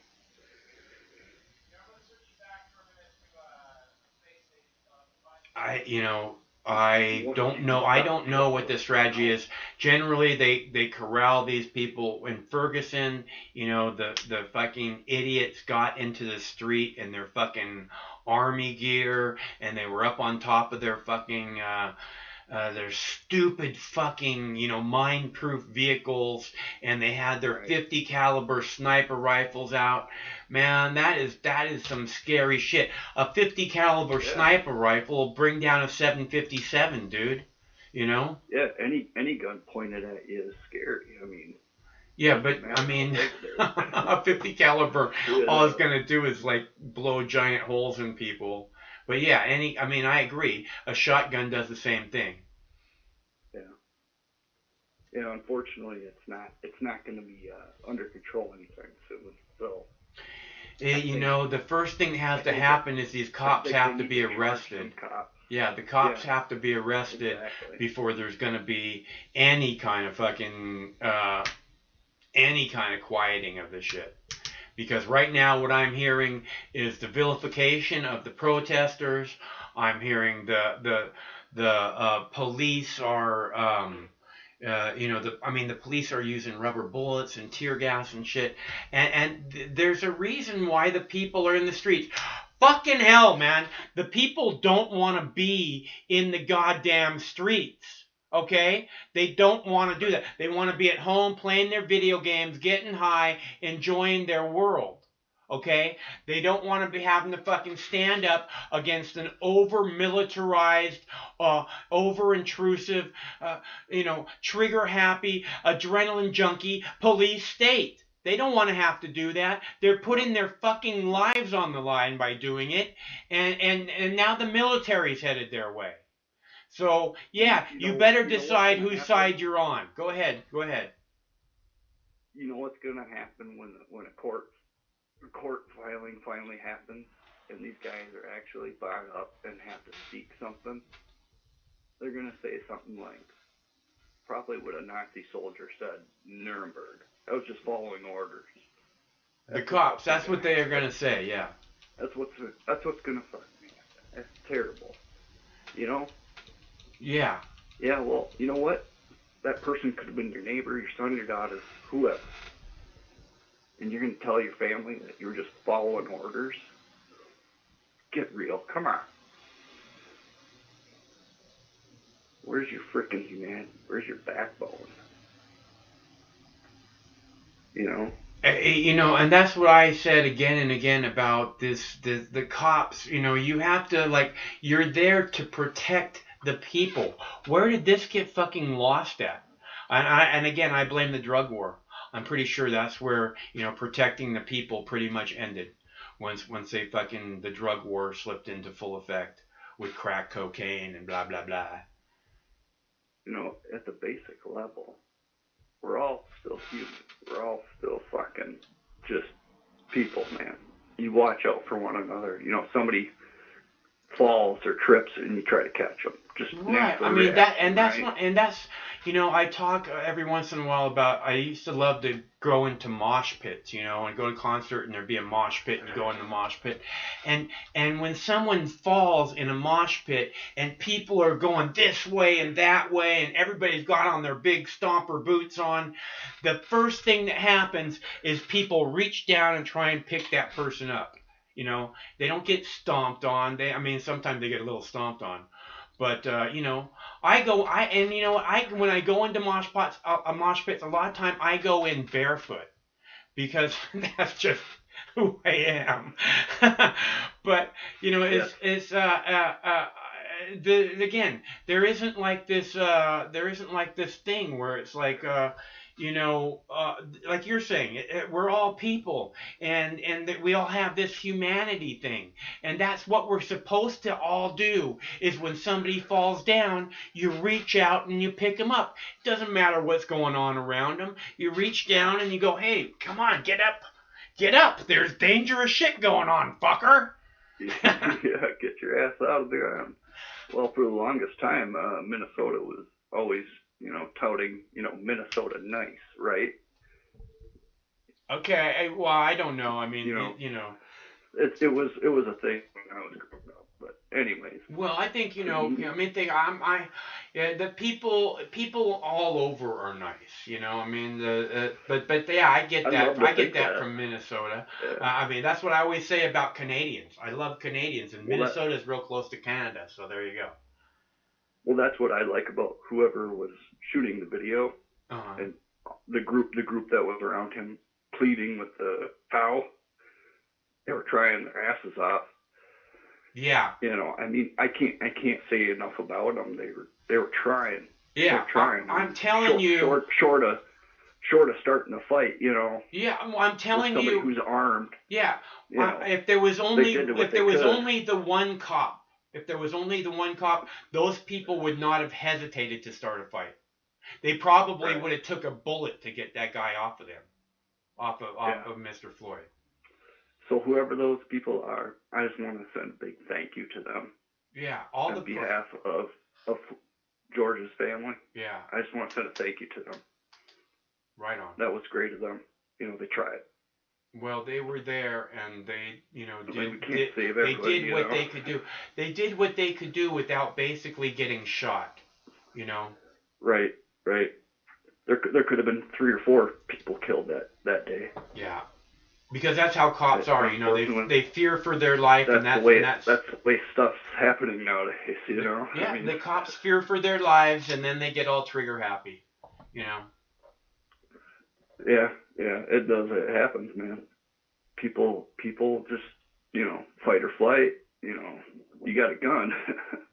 I think somebody's more apt to pull a trigger than they are to run. Unfortunately, I don't like saying that about, Well, look, here's the deal. Again and again, I've said this many times, I would never point a gun at somebody unless I intended to kill them immediately, like within 1 second. That's the only reason I would ever point a gun at you.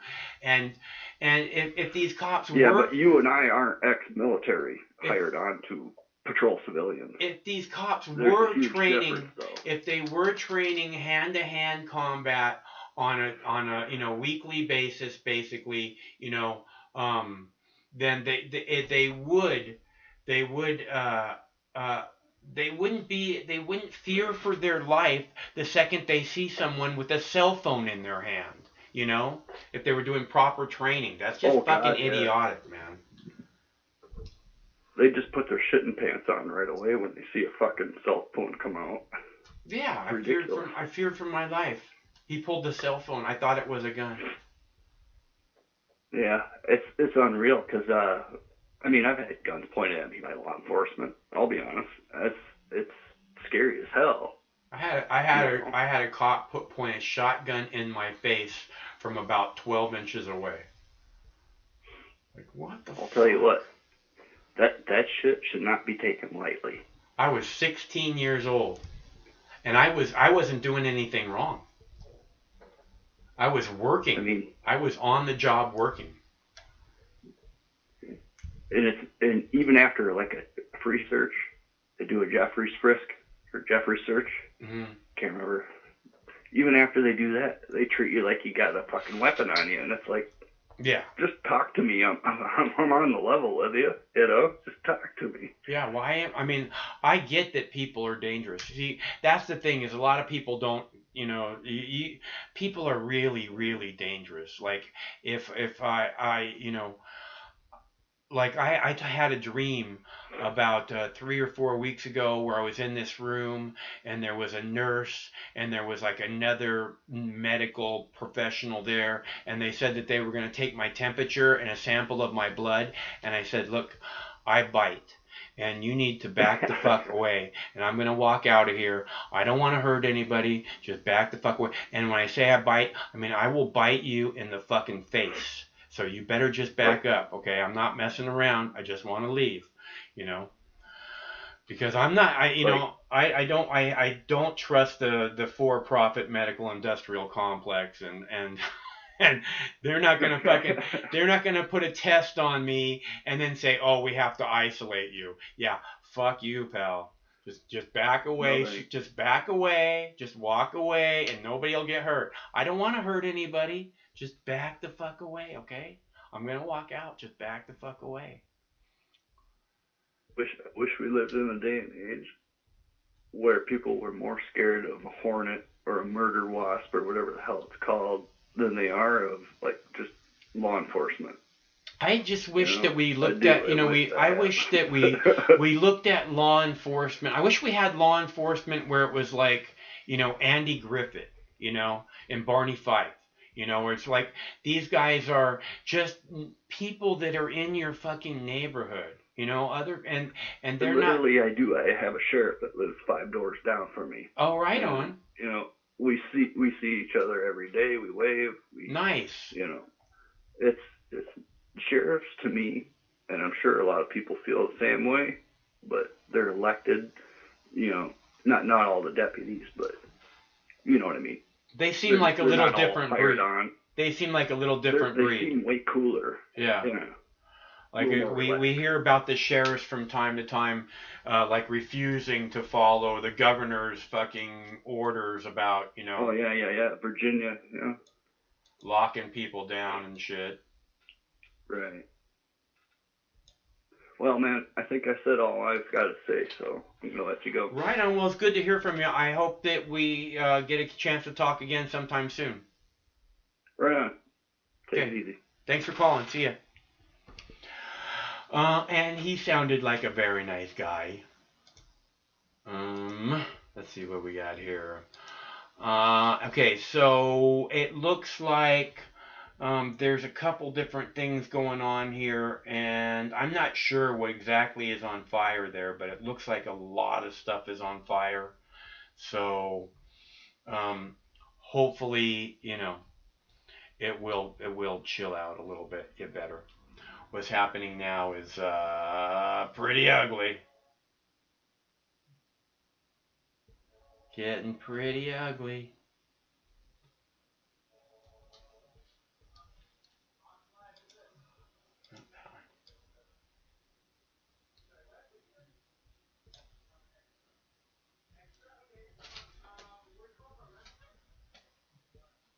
Okay, so yeah, I don't want to put that up. Let's see.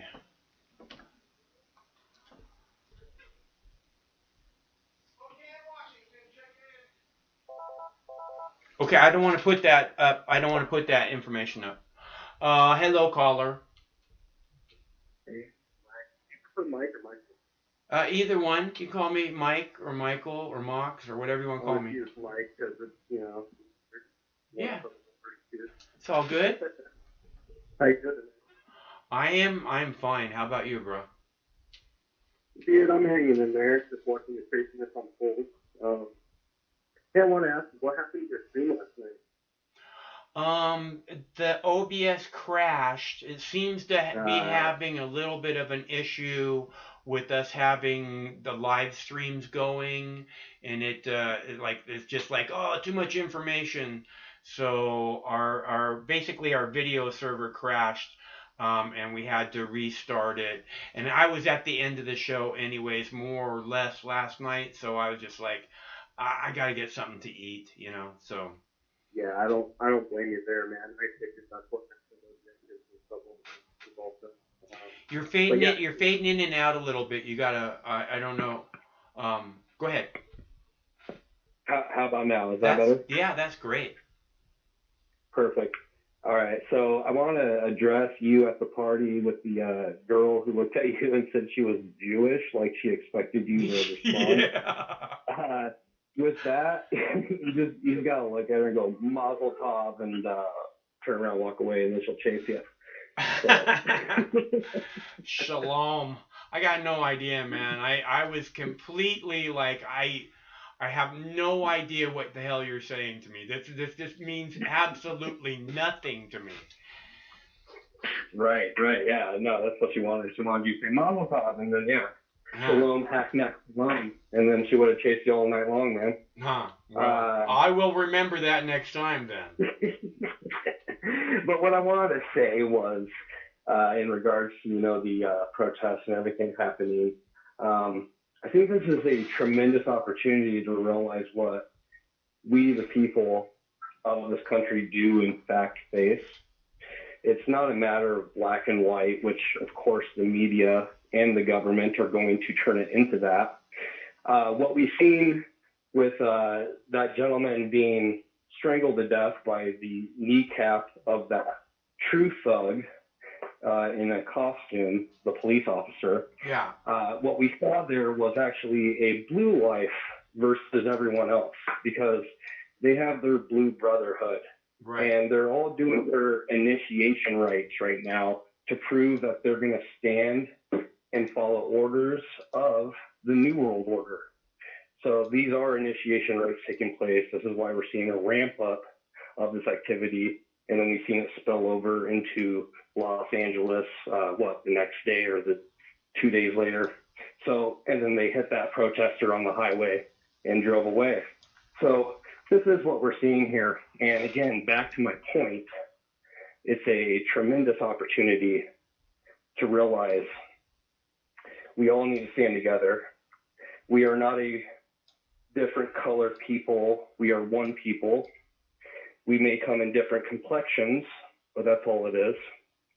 And for anyone trying to turn this into a race or a political matter, they are serving their own interests. And what we need to all do is come together, use this opportunity to join our black brothers, us as white men, because we are in this place of division and this reality. So what we need to do is say, hey, I'm not against you for your complexion. We were born this way. It is what it is. That man being strangled by that pig, because that is what that Blue Lives Matter pig is a pig. He's swine, filth, showing he's going to follow these orders. That should get everyone beyond mad. And yeah, I'm pissed at Tucker Carlson, why he's trying to pivot this narrative into, they're just rioters. Well, when you prevent peaceful protests, you make violent revolution inevitable. And this is what we're seeing unfold. And he, of all people, knows this. But of course, he's going to read the memo that was handed down by what's the guy at the head of Fox News? Ted Turner? Murdoch. I believe it is. Murdoch. Yeah, Murdoch as well. They're all involved. Well, Turner is CNN, Murdoch is Fox. Yeah, there you go. I got them mixed up there. But yeah, all these globalist players, all these elitists, which they're not really elite. We only call them elite because they hoard the wealth from us, when really they're just the worst trash to ever exist. And people like you and I, we're real. We're genuine. We get it. And we're not sitting around entertained and marveling at this bullshit going on. We're looking at it with disgust and saying, I'm really sick of this and I'm ready for a change. But the change isn't coming, and I want to explain why. The change isn't coming because people will film a man getting strangled instead of killing in self-defense that pig. And I'm sorry if it's a little extreme, but it needs to be said. And I understand if you don't want that being said on your channel, but it does need to be said. Instead of filming the man getting strangled, how about you defend his life by taking the person's life who's taking his? It's real simple. That's natural law. Again, I think you can do, I think really all you have to do is pick up a rock and throw it in that guy's face, and he'll get off of him. Stop filming with your cell phone and throw it at that guy's fucking face, and he'll get off of him, and they'll come after you. And you go, are you going to fucking strangle me now, asshole? Or even place these fuckers under citizen's arrest. Put them under citizen's arrest. They answer to us. We don't answer to them. As soon as we retract our consent from what they're doing, it's over for them. And we need to realize we have the power, and any type of omniscient, godlike behavior we impose onto government, thinking they're this omnipotent being, they're godlike, they know everything, they're aware, can make no bad decisions. As soon as we stop believing that and realize we're the ones who hold that power, they're done. They only hold that power because we hand it to them. We would rather film them and look at the situation as a spectacle. They hold the power because we're all divided. That's why they hold the power. If we came together, if we weren't like Republicans and Democrats, if we weren't fucking whatever little fucking group that they got us fucking broke down into, because they got all billion fucking groups that they got everybody broke down into fucking willingly and happily. I'm one of these. I fit in now. You know, if it wasn't that they had, you know, the people have bought into this programming so well, then the people would have the power. But they don't, because the people in charge have a plan, and the people who have the real power, the working class, they're not even, like, you know, talking. They don't even talk to each other, you know? Exactly. And they're scared to exercise their power and their authority, which we are the ultimate power and authority, not this clown in costume, Blue Lives Matter thuggery. So when Trump's tweeting, oh, these thugs are making him look bad, you know, the victim who was murdered. Wait, what thugs? You mean the thugs who murdered the man? Because those are the only thugs I see in the situation. When I see a bunch of people with, you know, in Minneapolis and all these other communities burning down buildings, I don't see them acting as wild monkeys. I see them acting in self-defense, and they're doing what they think they have to do, but they need to be a little more steered. They need to be a little more correct. I think burning down the police station is a great start, by the way. I'm very proud of that. Good job. Keep that type of targeting up. Targeting, you know, all these grocery stores and stuff, don't do that. Go after the government buildings. Go after these people who are causing harm. Go after them. Burn down their cop cars, their police stations, their city halls, all these bullshit government buildings that we own anyhow, and you know, people like to argue. Where they're burn down the places where their evil originates from. Exactly. Exactly. Yes, you need to target precisely, and that way your movement can't be demonized. And when the media goes, oh, you're burning down government buildings, how dare you? It's like, damn straight I'm burning down government buildings, because you're the one out here murdering people, and now we're coming for you. We're exercising our authority and power that we only handed to you to be a supposed representative, and you're not representing us anymore. So we're taking it back, and there's only one way to do that. And unfortunately, and I hate to say it, it has to be violent. So violence, yes, is the answer. History proves it. Look, it's gonna. I don't know that it has to be violent, but there has to be some kind of a way where the people are respected. You know, I mean, again, the people have to come together. And I've said this before, so I understand where you're coming from about the violence, but I believe one of the things that the COVID-19 has shown us is that if the people just fucking sit down and say, nope, this is how it's going to be from now on, otherwise we're not standing up. And they don't even have to go into the streets and sit down. They could just do it in their fucking homes. And they say, no, we're done here until you people listen to us. And these are our demands. They're not fucking our priorities. We want you to do this wish list. These are our motherfucking demands, and you better start fucking paying attention, because we're not messing around, and you're not going to push us any further.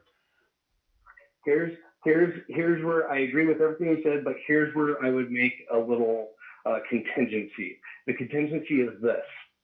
When these people who are quote-unquote representatives get into their positions of quote-unquote power, they get power drunk. So they are no longer acting as a normal human, a normal healthy human like you and I might, who see everything for what it is. You know, it doesn't take a whole lot of discernment to see what's happening here, but they don't see it. They lose their empathy and their sympathy, and they become inhuman in nature. They become this oligarch structure. They become mechanical in nature. They lose their humanity. Yeah. And unfortunately, you know, I've heard people say you can't fight fire with fire. However, I used to live in California, and we had a lot of wildfires, and I've seen firefighters fight fire with more fire. So light a backfire to meet up to the main fire, so it cuts off the path of the main fire. And unfortunately, nothing else is going to get it through these tyrants' heads until their heads are on a pike for everyone to see. And it's ordained why their head is on a pike. And this is what needs to happen. It's a requirement. Otherwise, we are going to put up with the same old that we've been putting up. And we need people's heads on pikes. Main people, main government figureheads, man. They need governors, senators, all these Congress people. Hell, presidents and vice presidents are all puppets anyhow. We need to make an example with their heads on pikes. Nothing else will stop the tyranny. History proves this. And yes, I don't want to fight. However, these freaks are just fighting for their next meal. We're fighting for our fucking lives here.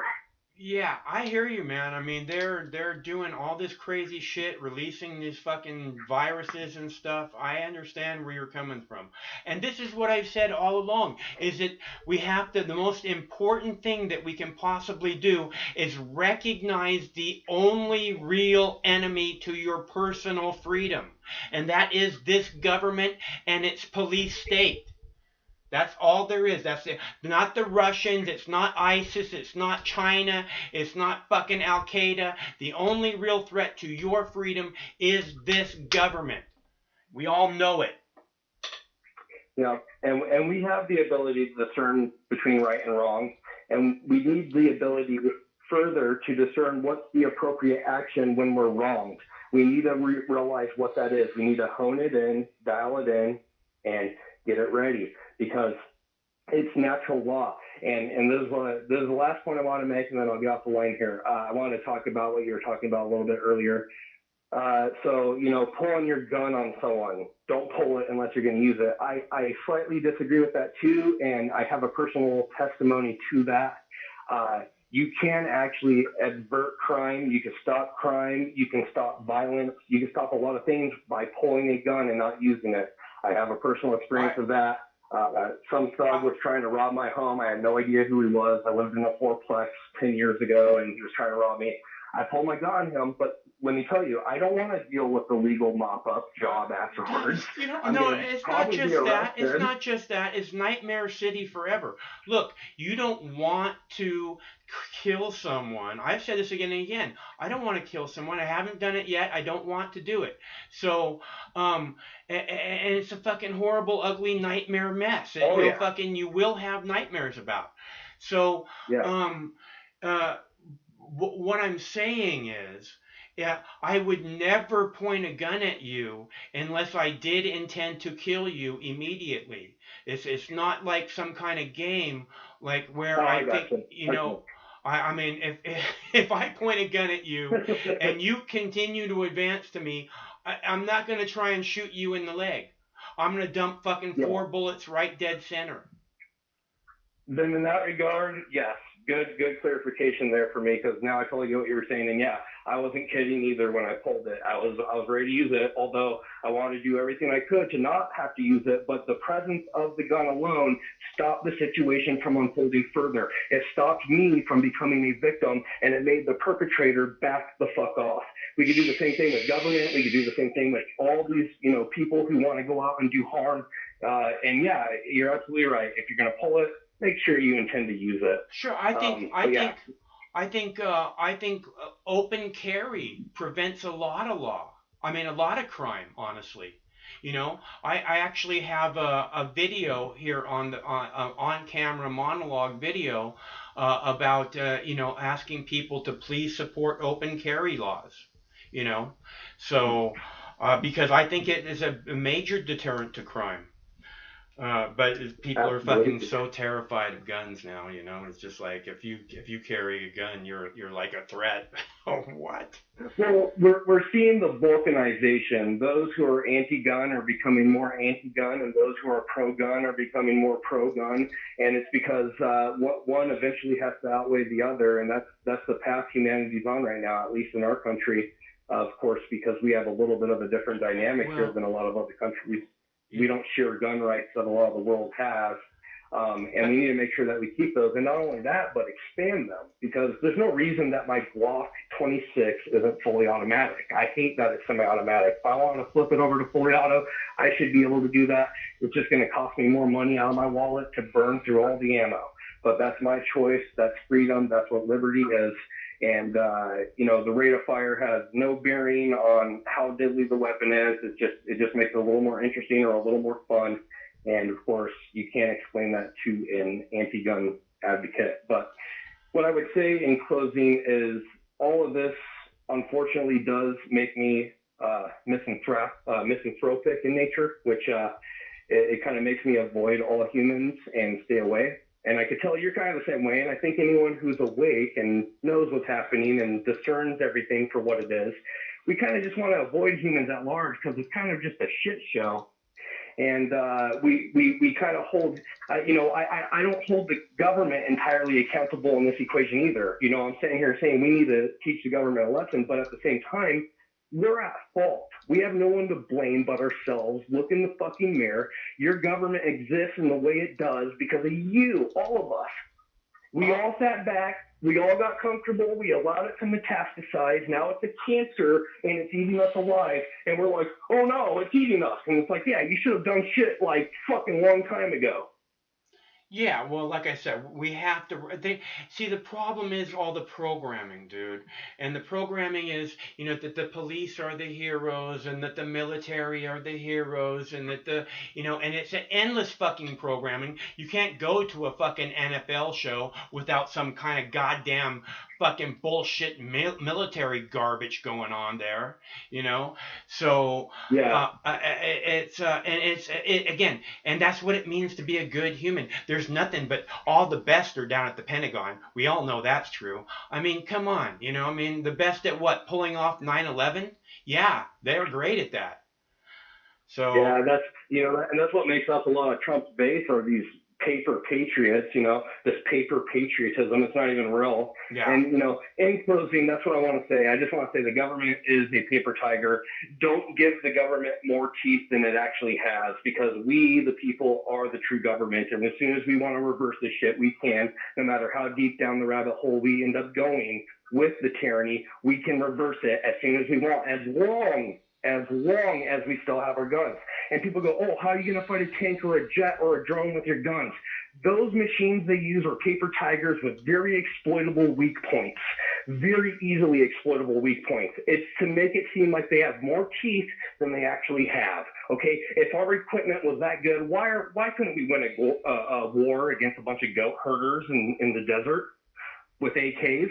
Yeah. How come we couldn't win against them with all our military prowess? It's all fakery. It's fake. I point that out again and again too, where we've been fighting a war against people living in mud huts and caves for 20 fucking years. Give me a break. And we're not any closer to winning it today. And when the American people decide it's over, it's fucking over for these parasites who run us. That's it, Mike. That's all I want to say tonight. All right. Well, good to hear from you. Good to hear from you too, man. You take it easy. Okay, you too, bro. See ya. And that's a lot of to digest, but I think that we see things fairly similarly. I have my Hawk for President video in which I say, at the end of the video, I say, this may start with pitchforks, torches, and guillotines, but it ends with my cock. Hello, caller. Hello, caller. Hello, caller. Nope.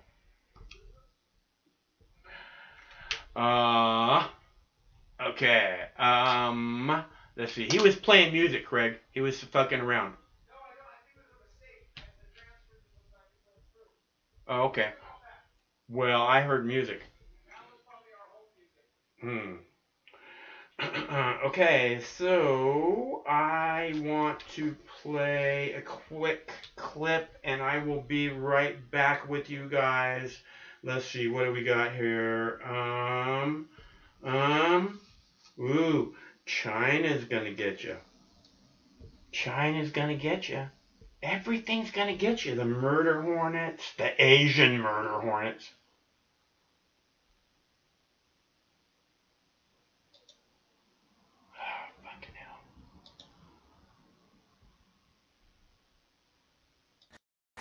The governor of Minnesota has called in the National Guard as the city of Minneapolis braces for more violence over the death of George Floyd. The unarmed black man died while in police custody on Monday after a white officer kneeled on his neck for almost 8 minutes. And tonight the FBI is promising to get to the bottom of what happened.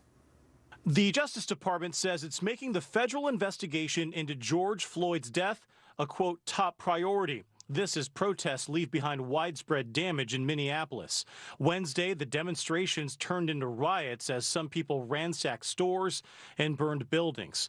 The mayor is requesting assistance from state and local authorities. In believing in our city, we must believe that we can be better than we have been. We must restore the peace so that we can do this hard work together. Protesters have called for the 4 officers involved in Floyd's death to be charged with murder. They were fired after video showed Officer Derek Chauvin with his knee on the man's neck. He kept it there for several minutes as Floyd told the officers he couldn't breathe. The DOJ says it's assigned experienced prosecutors and the FBI to investigate. In the meantime, the University of Minnesota is distancing itself from the police department, announcing the school will no longer contract local officers to help with major events, including football games. We all get along here, except for the cops in the situation that happened, and it needs to be addressed, I think, soon, or this could continue. An attorney for the Floyd family says he hopes the incident will spark change. They want this to be the tipping point that finally stops this open season, legalized genocide of colored people by police who are supposed to protect and serve them. And Minneapolis police say that restraint technique used by the officer involved in this incident has not been taught or even authorized. Oh, somewhere else other than this? This is okay, right? All right. Let's see. So I am checking in with you guys about, let's see. Craig said that the last caller name was Nate, and that music that we heard might have been his hold music on the phone. So, or Craig's hold music, I should say. So, if Nate wants to call back, feel free to do so. Again, this is a call-in show, so it's always better when we have someone to talk to. Oh, and I guess we got someone to talk to. Hello, caller. Hi, Mike. How you doing? I am doing good. How are you doing? Just checking out our footage of what's going on across the country. Wow. Little bit hairy out there. It looks like it. Shit. Looks like the whole country's burning, huh? I don't know about the whole country. I don't see anything going on in Seattle. Did you see? Technical. It was a figure of speech. The whole country is on fire. You are correct. Everything's burning. No, I mean that's coast to coast. It's like holy shit, Kentucky, and then you got Minneapolis. It's just everywhere. I mean, oh my gosh. Yeah, no, there's gonna be some big protests in Seattle this weekend. There's some smaller stuff going on now. In Denver, there's a big giant protest going on. I don't know what's happening in Los Angeles. Craig said he has video of, what did you say you have video of, Craig? Oh, where they blocked that highway, right? Craig says he has video of Phoenix. Yeah, yesterday when they blocked the highway in Los Angeles, that was pretty hairy, dude. Yeah, I've been looking at all this coverage. I'm like, holy shit. And now everybody has a camera, so, oh man. There's just been people independent. You can find them, just them putting up random videos of the chaos there on the ground. Like, oh my gosh, Yeah. this is something else to see. I think if they bring in the National Guard and they get a little too pushy, they got to stop pushing these people. This is the problem. They push, the people go out and they fucking say fuck you, and they go, oh yeah, well then fuck you, and that's not gonna work, man. Because there's a reason the people are saying that. Look, the people don't want to tell the police, fuck you. You know what the people want to say to the police? People want to say, yay, we love you guys, just like Donald Trump does. But we're not rich fucking billionaires born with a gold spoon in our mouth who the fucking cops protect us and let us get away with fucking crimes every single day. Like Donald Trump. Of course he loves the fucking police. Without them, he never would have gotten away with all his fucking crimes. That's true. Shit. Oh, man. Like, I seen a video today that it showed this guy dressed all in black. Like, one of your callers were talking about it earlier. And it is a white guy, and you can see the pictures. You can see him with the face mask, and it's got, like, those two filters on each side, you know? Yeah. And the ends were like a pink plastic color, but he had a face shield, but you can see his face, his eyes and his nose and everything. Yeah. And all in black from head to toe with a black umbrella, just nonchalantly walking by the AutoZone, and you can see where they were videotaping some other angle. Then all of a sudden they heard a crash, and they were just like, what the hell's that? And there he is, just nonchalant, walking by, tapping the bottom right corner of these huge windows. Pat, pat, pat, crash.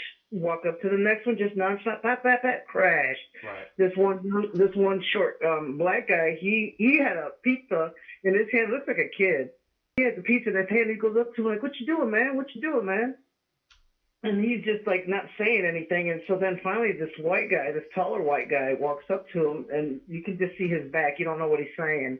But then all of a sudden, that guy that was hammering the windows, he started to walk away. He started to walk away like power walk and shit. And the little kid with the pizza in his hand talking about, are you a cop? Are you a cop? Everybody's saying to him, are you a cop? Who are you? Are you a cop? Yeah. And even the guy confronts the little kid like, get the hell out of my face, and pushes somebody's camera. You can see where he's coming after him. But there's taking a picture of him and videotaping. There's some crazy, awesome footage about that. Yeah. And my point is that everybody was peaceful until they heard that. So now he's wanted for not only damaging that, but for arson as well.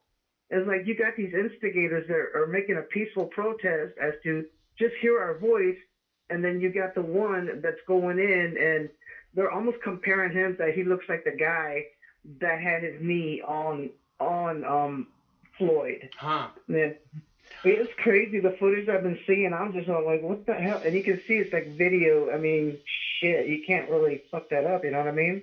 You know what? If it's you look at the videos and you can tell what's happening is the people aren't going to take anymore. I mean, like I keep saying, you can only push people so far, dude. You push them this far, and then that's it. I mean, after they take so much, they're gonna go. If they have anything left in them, they're gonna take a swing at you.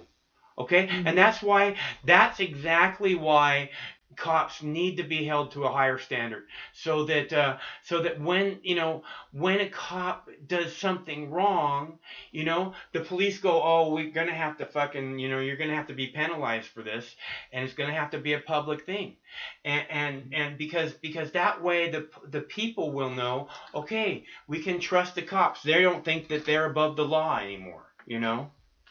Well, they did it in broad daylight, right in the middle of the city, man. I know, it's horrible. Fucking disgusting. Now, they're not doing it in the country anymore. They're not doing it, in a park somewhere. They're doing it right there in fucking Main Street for all to see, like, damn right, we run this shit. Like, what the fuck is going on? The balls on these guys, and then just to be there, and then the other one trying to cover up the camera while the cop is murdering that man. And it's just like, well, what the fuck, cops? What are you guys doing? What was the sense in that? He wasn't moving. Get the fuck off him. It's just fucked up. And it's the guy's I know, Michelle. The guy's in handcuffs. He's not. He's on the ground. You know, what is it that you need to achieve after that, you know? Except for to fucking murder him. And they achieved that.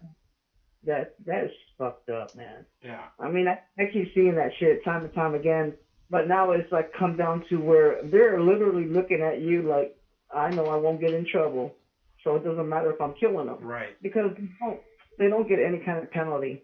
Some of them resign before they can get fired. Right. Then they go to another state and do the same fucking thing there, and then you got all kinds of counties. You got everywhere where they can just go ahead and ping pong all across this country and not be hurt, not one fucking dime. The only one that it's going to cost is us taxpayers when we got to pay the fucking lawsuits that's coming. You know, rightfully so. But let them be ruined.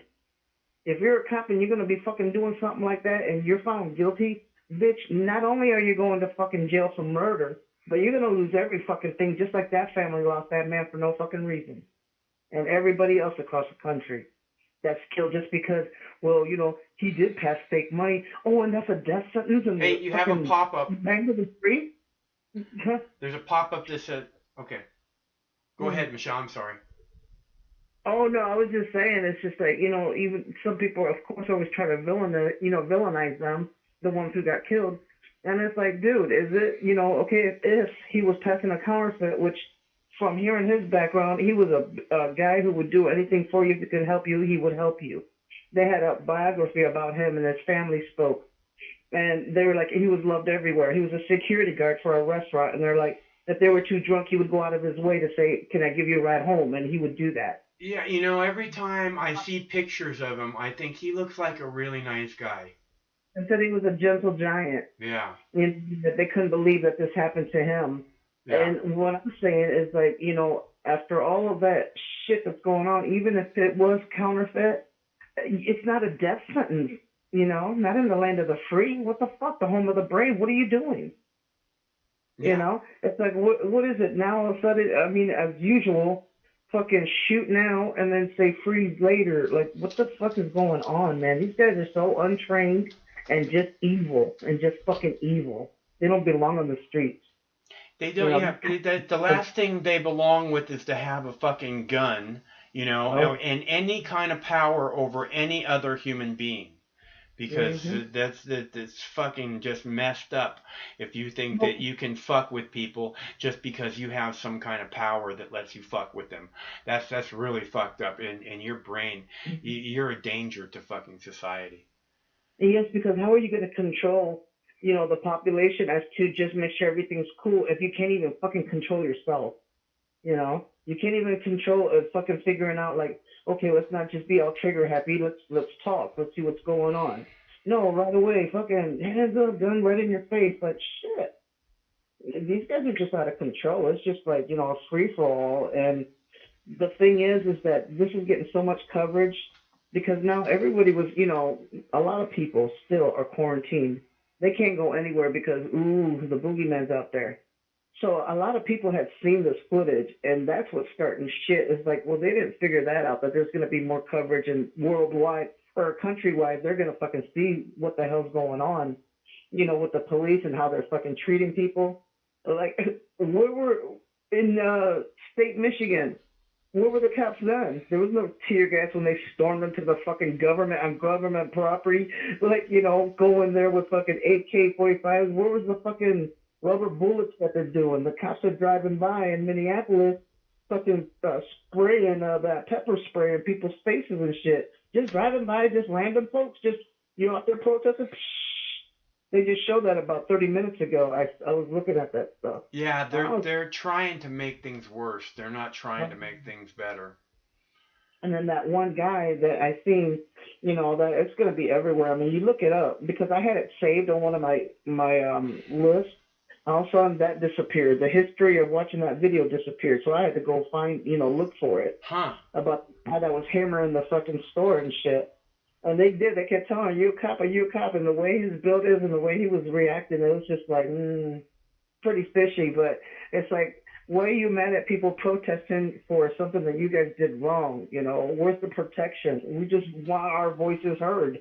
Why are you guys now all of a sudden you got those No, you know, you're shooting at them. Like, exactly. It's the cops that are in the fucking wrong, and the protesters are fucking being vilified and shot at, and provocateurs are starting fucking fires and shit. And you know, it's been said before that Soros will fucking pay you thousands of dollars to go in there and start some shit. You know, so that way it makes the peaceful protesters, oh, now all of a sudden they're all rioters. Fucking Soros has been known to fucking get groups of fucking people to go in this, you know, peaceful protest and start mayhem. You know, so that way it looks like, oh, it's not peaceful after all. It's just a group of people, because you can see the majority of the folks are standing out like, what the fuck is going on? You just got young kids and freaking, you know, like going in there taking shit and just, you know, girls and everything. And I'm like, yeah, for a couple of $1,000, you know, go ahead and go fucking, you know, smash this store, whatever, make it look like it's a riot. Like, here we go. Now the message is lost. You know, now everybody's saying, oh, look at the violent protest. That's just not right. It's not. The majority of the people are in it for the right reasons. The other ones, of course, you're going to have a handful of fucking assholes that are just trying to take advantage of it. But it's like, let's not forget the message of what really is fucking going on here. You know, who cares about fucking possessions? They all got insurance. All those damn stores got insurance. But ooh, boo, the fucking stores, what do they have to do with it? That man is dead. I don't give a fuck about them damn stores. You know, I'm just so sick of everybody fucking making it look like, you know, well, they shouldn't do this, they shouldn't do that. That cop should have fucking murdered that man. And why isn't that the focus, Michelle? I mean, why aren't these, you know, people who want to spend all this time vilifying the protesters, why don't they fucking take 10 minutes and watch that whole video where the fucking cop kills that guy over a 10-minute period, and then have fucking like professional analysts, the whole, like every minute, the professional analysts are weighing in on what's happening and saying da da da da da, and bam, you know, I mean, it could not be more clear that that person, George Floyd, was murdered, and the other cops fucking protected, and other cops knew that he was being murdered, and the other cops protected that cop while he spent the 10 minutes of time murdering him. Yeah, and then you hear like, well, was he really getting fucking suffocated because he was still talking? And I'm like, well, isn't that like fucking adrenaline? Isn't that fucking panic? Isn't that like my last breath? I will fucking keep saying, please get off me out of fear that you are gonna kill me. It's like, you know, people are so stupid. Like, drowning people will scream louder than you could ever imagine, dude. See? And you got people that are fucking just thinking the opposite, like, oh no, he didn't strangle him because otherwise you wouldn't have heard shit. I'm like, dude, oh my God. And that's not even the fucking point. If you're gonna nitpick at this goddamn video, like, what is wrong with you? Why are you trying to make this like the cop was right about what he did? What is wrong with you? I don't understand. I just don't get it. You know, if you shouldn't have fucking committed a crime, then you would have been okay. If you wouldn't have resisted, but I'm resisting for what? To begin with? I don't know. Okay, so then I'm in handcuffs. I'm going to put my knee on you. And then they even show footage where he hasn't even one time resisted. Right. Yeah, it didn't look like, I didn't see him resisting at all. No, and then others, I mean, it's crazy. I can't wrap my mind around the folks that are saying, well, if he didn't do this, if he didn't do that, you know, why can't he live to see the next day? Okay, you guys can investigate if it was fake money. It's possible that he didn't know. He worked at a fucking security for a club. Who knows if somebody tipped him that? But you don't get killed because you have a fucking counterfeit $20 bill. That's ridiculous. And for people to try to justify that shit, shame the fuck on you. You have no place in society because you can't fucking open your mind enough to see exactly what the fuck is filmed right there on Main Street. Yeah. Fucker did not care. Every time he was pleading for his life, that cop adjusted his fucking knee and pushed down a little harder. You could see that. Right. And if you don't see it, you don't want to. And if you don't see that, you don't want to. That's it. And you know, I mean, you got to ask yourself too, right? If you got a counterfeit $20 bill at the grocery store in change from your fucking grocery bill, would you know that it was a counterfeit when you went back to the grocery store to spend it? You know? Yeah, and they said that she thought that she didn't even know if it was or not, that maybe she thought, oh, so he got fucking killed for maybe it was counterfeit. Let's see if anything comes out of that. Is she going to retract her story, or is she going to fucking say, here's your counterfeit, and all of a sudden the government can slip her a real counterfeit to, okay, here, let me say face. Yeah. Oh, fuck that. Nah, it's ridiculous. It's just, I mean, it's so heartbreaking that people can just fucking be so evil to do that and not even give a fuck that he's being videoed. You know, the phone's in his face. You can see him looking right into the face, you know, the camera, while his knee is on this man, and it didn't faze him. People telling him, you're killing him. It didn't faze him, not one bit. He did not blink an eye. Yeah.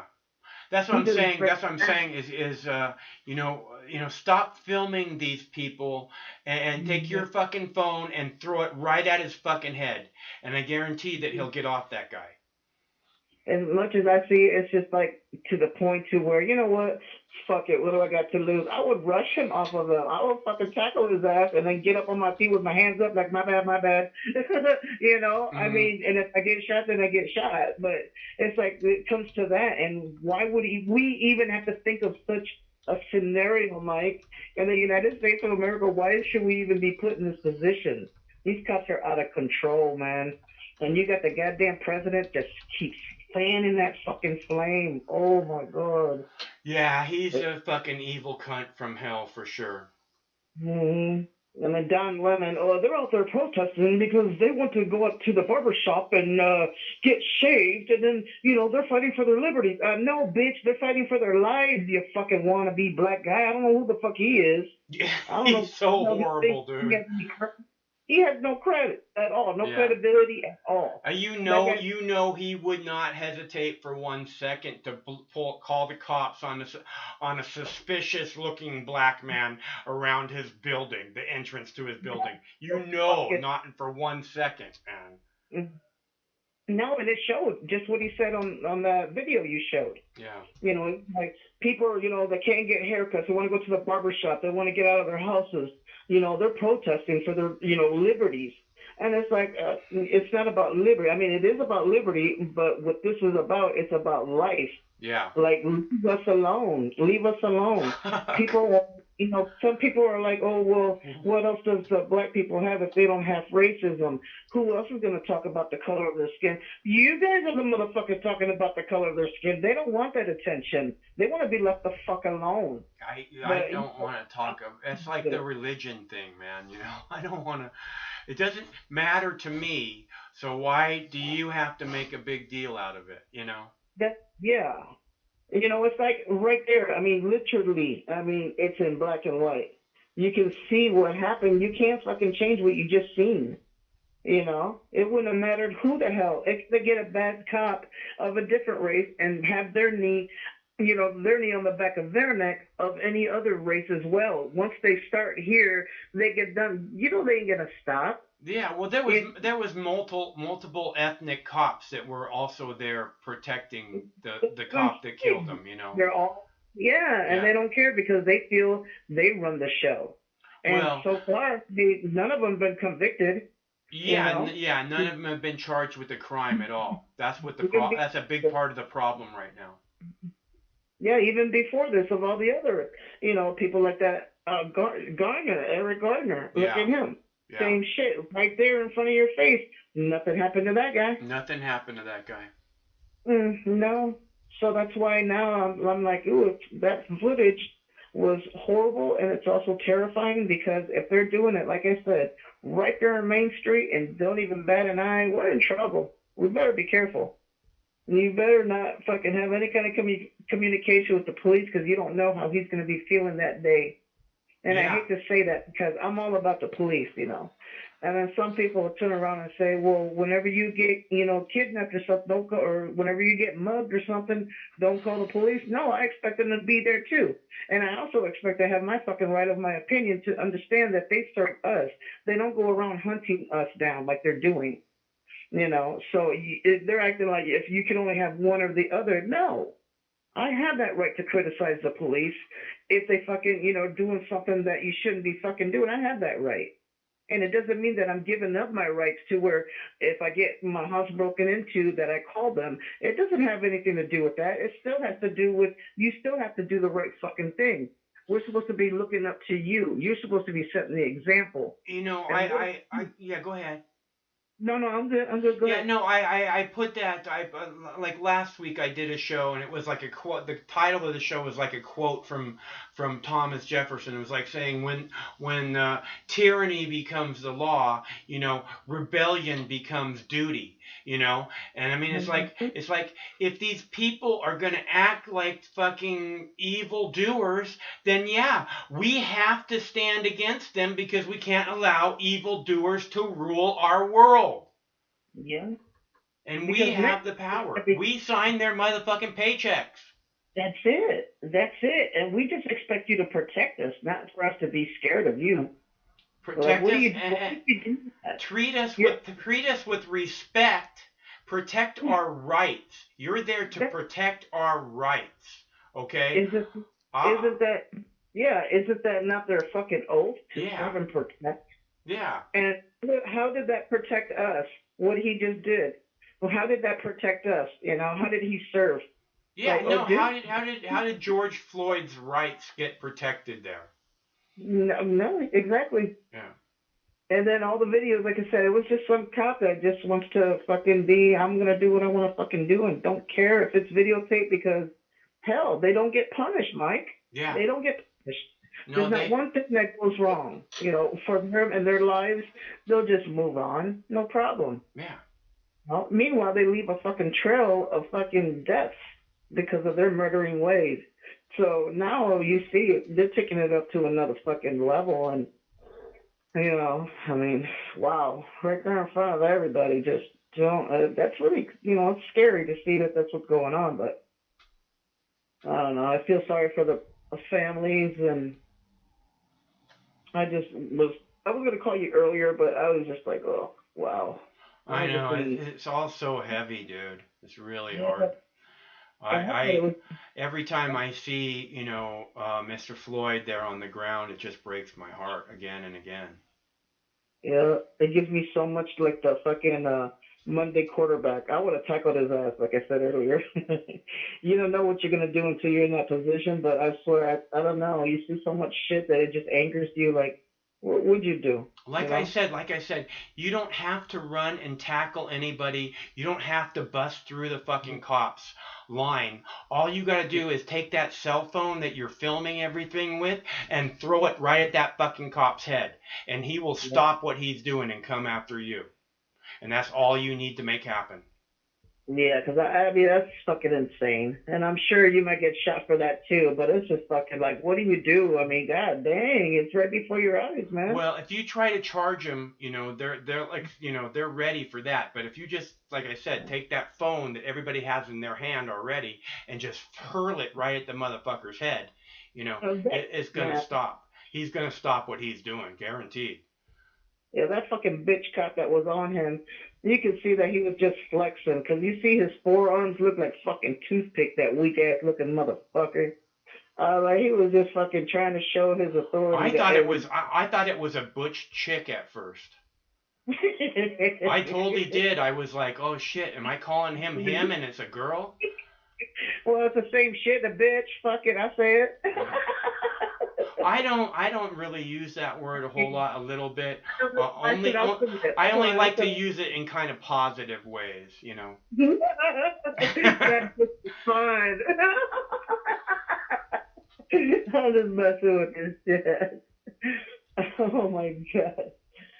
But yeah, I was gonna call you earlier, but I had to simmer down, man. Yeah, I hear you, Michelle. It's really it's a little bit above above reality at this point. So They just fucking punched me in the throat when I seen that shit. I was like, oh shit. Yeah. It's not just Minneapolis. I was like, oh shit. Fires. I was like, what the fuck? Oh my God. You know, it's kind of a thing too where when I see all different states are like, you know what, yeah, we're tired of this shit too. You know, for whatever reason they're out there, at least they're fucking out there and making some kind of fucking movement. And if we were all working and this pandemic never started, there would have been a protest because no one would have had the time off of work to go protest. well, So, people, they're tired of this. I remember like about a year and a half ago or something, that school teacher got killed when he was driving home with his baby in the car. Not a school teacher. He was a guy who worked at a school. He was like a janitor or something, and he had a concealed carry permit, and he told the cop that he had a concealed carry, and he told him he had a gun on him, and then the cop fucking shot him. You remember that? That was in Minneapolis too, I'm pretty sure. yeah, I hear about that. Uh-huh. Yeah. But see, that's what I'm saying. And It's like, everybody went into the streets then too, and that's what I'm saying. It doesn't change, and that's the fucking fault of the government and the cops, and they have to recognize that it just can't go on, or the people are going to burn the motherfucking country to the goddamn ground because you cops aren't gonna fucking rule our lives. We're done. yeah. And it's like, I didn't mean to say like there was no protest if nobody was working. I mean, the protests wouldn't be as large as they are now. So it's kind of like a blessing in disguise that there's more people that can fucking say, well, okay, you know, we all feel this, but what can we do? Once they find out, oh, hey, you know, here's what we're doing. A lot of people do go to action to say, you know, this ain't right. You know, a lot of people have that problem saying that, you know, the all black lives matter. And it's like, you know, all white lives matter, all blue lives. It's like it's a mockery. The reason they're saying all black lives matter is because other races feel like they don't matter, so it's almost like they have to fucking remind you guys, all black lives matter too, motherfucker. We didn't say that your life don't matter. We're just reminding you to quit treating us like you are, quit hunting us down, let us live our fucking lives because we matter too. But then people want to twist and shit and make it sound ugly. Honestly, And Michelle, if they wouldn't have to protest and say that shit if they weren't treated the way they've been fucking treated for how fucking long. And it's still doing. I think they were trying to send a message to Barack Obama, honestly. Oh, don't start with that bullshit. So I think he forgot that. I think he forgot Black Lives Matter. that's what I'm saying. That's what I'm saying. I think they were trying to send a message to Barack Obama because everybody has to remember that organization, Black Lives Matter, was founded on Barack Obama's watch. How about that shit? Yeah. And you said something very profoundly that got me the other day about how you think that Obama was the worst president of all, even over Trump. Of my lifetime, you know, I mean, No, and it's because you know, it's like when George W. Bush was president, you know, he's a fucking oaf, and nobody expected anything out of him. You know, when Donald Trump is president, nobody expected, you know, anything fucking. I mean, he's again a fucking carnival barker or whatever. Nobody expects anything out of fucking Donald Trump, but Barack Obama looked at us and said, "I'm not like those guys." And we actually believed that maybe there could be something good to come out of him, and it didn't happen. And in fact, he's the one who bolstered up this police state above and beyond Dick Cheney's wildest motherfucking dreams. Yep, him and Biden too. Shit. Yeah, Biden, that fucking piece of shit. Yeah, when you said that, I was like, you know, I kept, you know, trying to say, like, you know, I was like, I know that Obama didn't do shit. Everybody liked him because he was charismatic, you know. And after Bush, it was like relief. You know, somebody that made us look good, somebody that has smarts, and somebody up there that captures everybody's attention when he talks. Right. Well, it's like, you know, before Bush was fucking Bubba, right? Oh, we got Bubba as president, yeah. So, I mean, you know, finally Barack Obama comes along and we go, finally, we got a fucking intelligent human being as president, and he turns out to be fucking George W. Bush in disguise, you know? You ain't kidding. Because it was like, come the 4th of July, it was like Obama gave me a reason again to hold up my head like I'm going to celebrate this year because, you know, we got a fucking smart president and he's going to look out for us. Oh, hell yeah. You know, and then it was like, oh But shit, you know what? same It wasn't thing. just Americans though either, Michelle. It was like the whole world went, "Oh, thank God. Oh, thank God. Please, Barack Obama, please make America the great shiny beacon on the hill again. Please do it." You know, and he fucking just shit all over everybody. Yeah, because they welcomed him because they were like, okay, the Bush era is gone now, you Right. know, so they thought he was going to be different. And yeah, he was different, all right. He decided to do drone attacks instead of using the military, you know what I'm saying? Yeah, But he did like 10 times as many drone strikes as fucking George W. Bush. yeah, and so when you had said that, when you were talking to that caller and you said that, it was like, nah, I can see exactly, you know, how you said he fucking had pretty much the world eating out of his hand, and he could have made a fucking difference, and he didn't. He chose not to. Yeah. That's what really hit me right there. And I was like, you are still right on. Yeah. Spot there. Yeah. That, And I mean, literally, Michelle, I made an on-camera monologue video where I was telling people, you know, I wish, I mean, the title of the video was, I wish I could be the person leading the group, the charge to put Barack Obama's face on Mount Rushmore, you know? But the truth is, all of us know he doesn't deserve that. But I wish with my whole heart I could be the one leading the fight to make that happen. But he doesn't deserve that in any fucking way, shape, or form. yeah, but don't even get me started on fucking Mount Rushmore. None of those fucking presidents should be carved in that fucking rock. All they did it is to, you know, in spite of the natives that were living there, as to where we'll give you back your fucking land, but we'll look down on you for the rest of your fucking lives, those fucking condescending motherfuckers. Yeah. Please. No, I hear you about that. I don't like any of these fucking cunts. But that was the thing, is that Barack Obama actually acted like he wasn't one of those people, you know? And he gave us this fucking hope, and then fucking just and then just ground all that fucking hope in the world up into a fine powder and snorted it right in front of us, Michelle, with that big old shit-eating grin.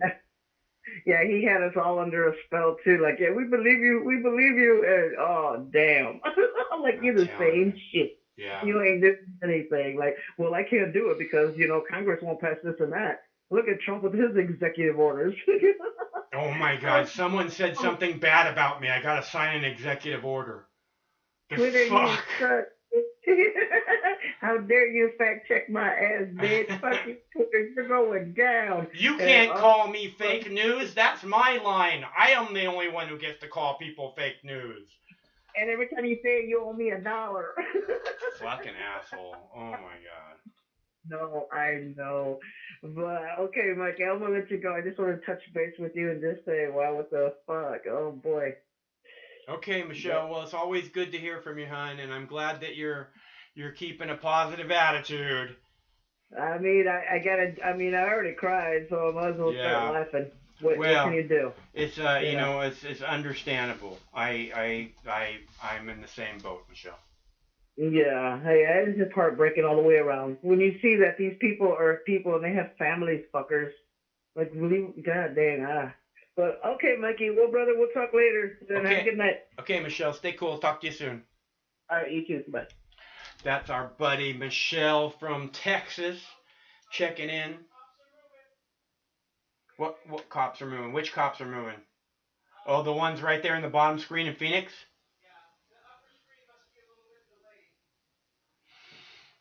Cops are on the move in Phoenix.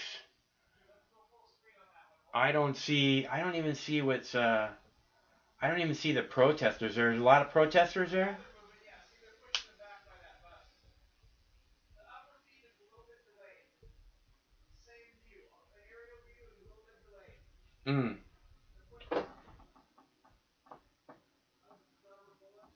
Okay, so the upper screen is slightly delayed from the lower screen. It looks like the cops are... I don't know, it doesn't look like they're moving on the bottom screen. Oh. Alright, so the cops are moving in a little bit.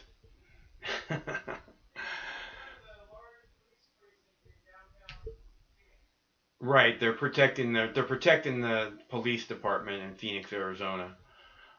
So I don't see a lot of protesters though. Is there a lot of protesters there? So I don't know if they're shooting tear gas or anything yet, but it looks like they're getting tired of standing in the street. Must be about ready for shift change or something. They're like, come on, I gotta fucking change my goddamn shoes. Tired of standing in these fucking shoes.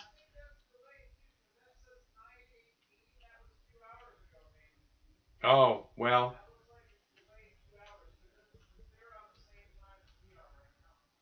Is the one on the bottom is the one on the bottom live? Oh, well then the one on the bottom is 2 hours old too. Okay.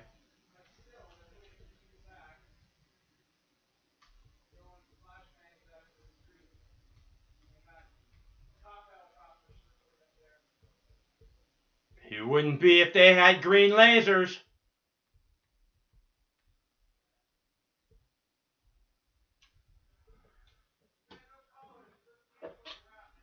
In fact, I bet all those cops would be backing up if they had green lasers. What did you say? Okay. So this is, you don't have any live video?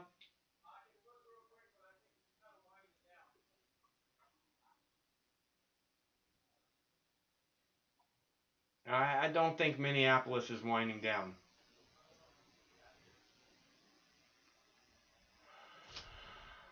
All right. Well, Craig wants to go to a casino, and I want to get some food. So, and we're having trouble finding a live feed. So, I guess we are getting close, and we don't have any callers, and this is a motherfucking call-in show. So, thanks to all the callers. And know that we do this every Monday through Friday at 7 p.m. Pacific time, which means we'll be back here tomorrow night, same Mox time, same Mox channel. And I hope that we see you there. And until then, stay cool, because one of these days this war is going to end. It has to end one of these days. And the way that happens is when the people all come together. So please support the protesters. The people in the street are putting their lives on the line against an ultra-violent police state. Ultra-violent, heavily armed police state. So please, please, please support the protesters. And thanks for tuning in. I hope we see you tomorrow. We'll be here. I imagine we'll be talking about the similar things.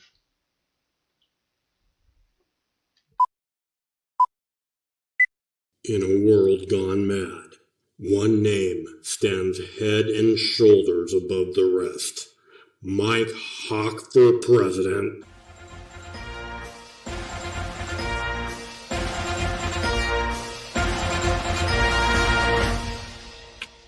The good people of our great country, now more than ever, need a symbol they can rally around.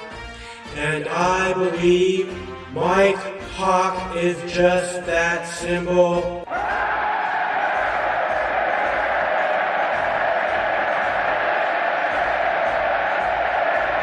In the immortal words of the great philosophers of our day, Trey Barker and Matt Stone, if our only choices for president is always going to be between a giant douche and a turd sandwich, I'd like to offer Mike Hawk as a third alternative.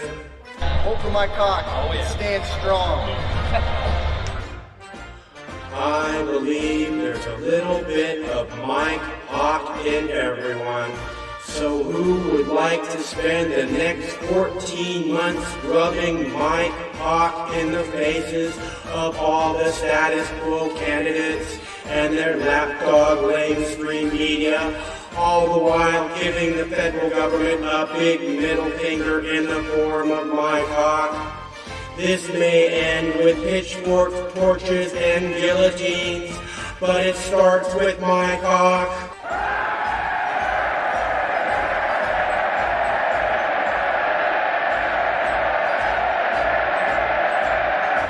I'm in Brio, Stormtrooper 420. I am voting for Mike Hawk. Vote for Mike Hawk. Oh, yeah. Stand strong. No matter which mouth you feed on a two-headed snake, it still shits the same turd. But lucky for you, you have Mox News. More than 10 years. More than 60,000 videos. Mox News has been filtering the nonsense and illuminating the bullshit from your mainstream media. Turn off your TV and turn on to Mox News. For over a decade, documenting the socio-political events that have etched and carved the pathways that define today's modern mess, Mox News has been providing clarity while faithfully bringing you today's relevant stories 100% commercial-free and subscription-free. And just like Lady Liberty vows to remain free. But at this time, we're asking you for your help, your patronage, and your support to keep the lights on and the videos rolling. For less than 17 cents per day, you can become a basic subscriber, knowing that your donation is truly making a difference that will help continue bringing the news stories that make a difference in your life. Turn on, tune in, and drop a couple dimes today by clicking the link below or visiting moxnews.com and show your support at any level. From a single one-time donation or dedicated monthly subscriber, do it now in less than 2 minutes. All donations are safe, securely processed, and verified using PayPal, Visa, MasterCard, American Express, or Discover Card. As always, we're sure you'll find something of interest each and every day. This holiday season, give the gift of Mox. moxnews.com.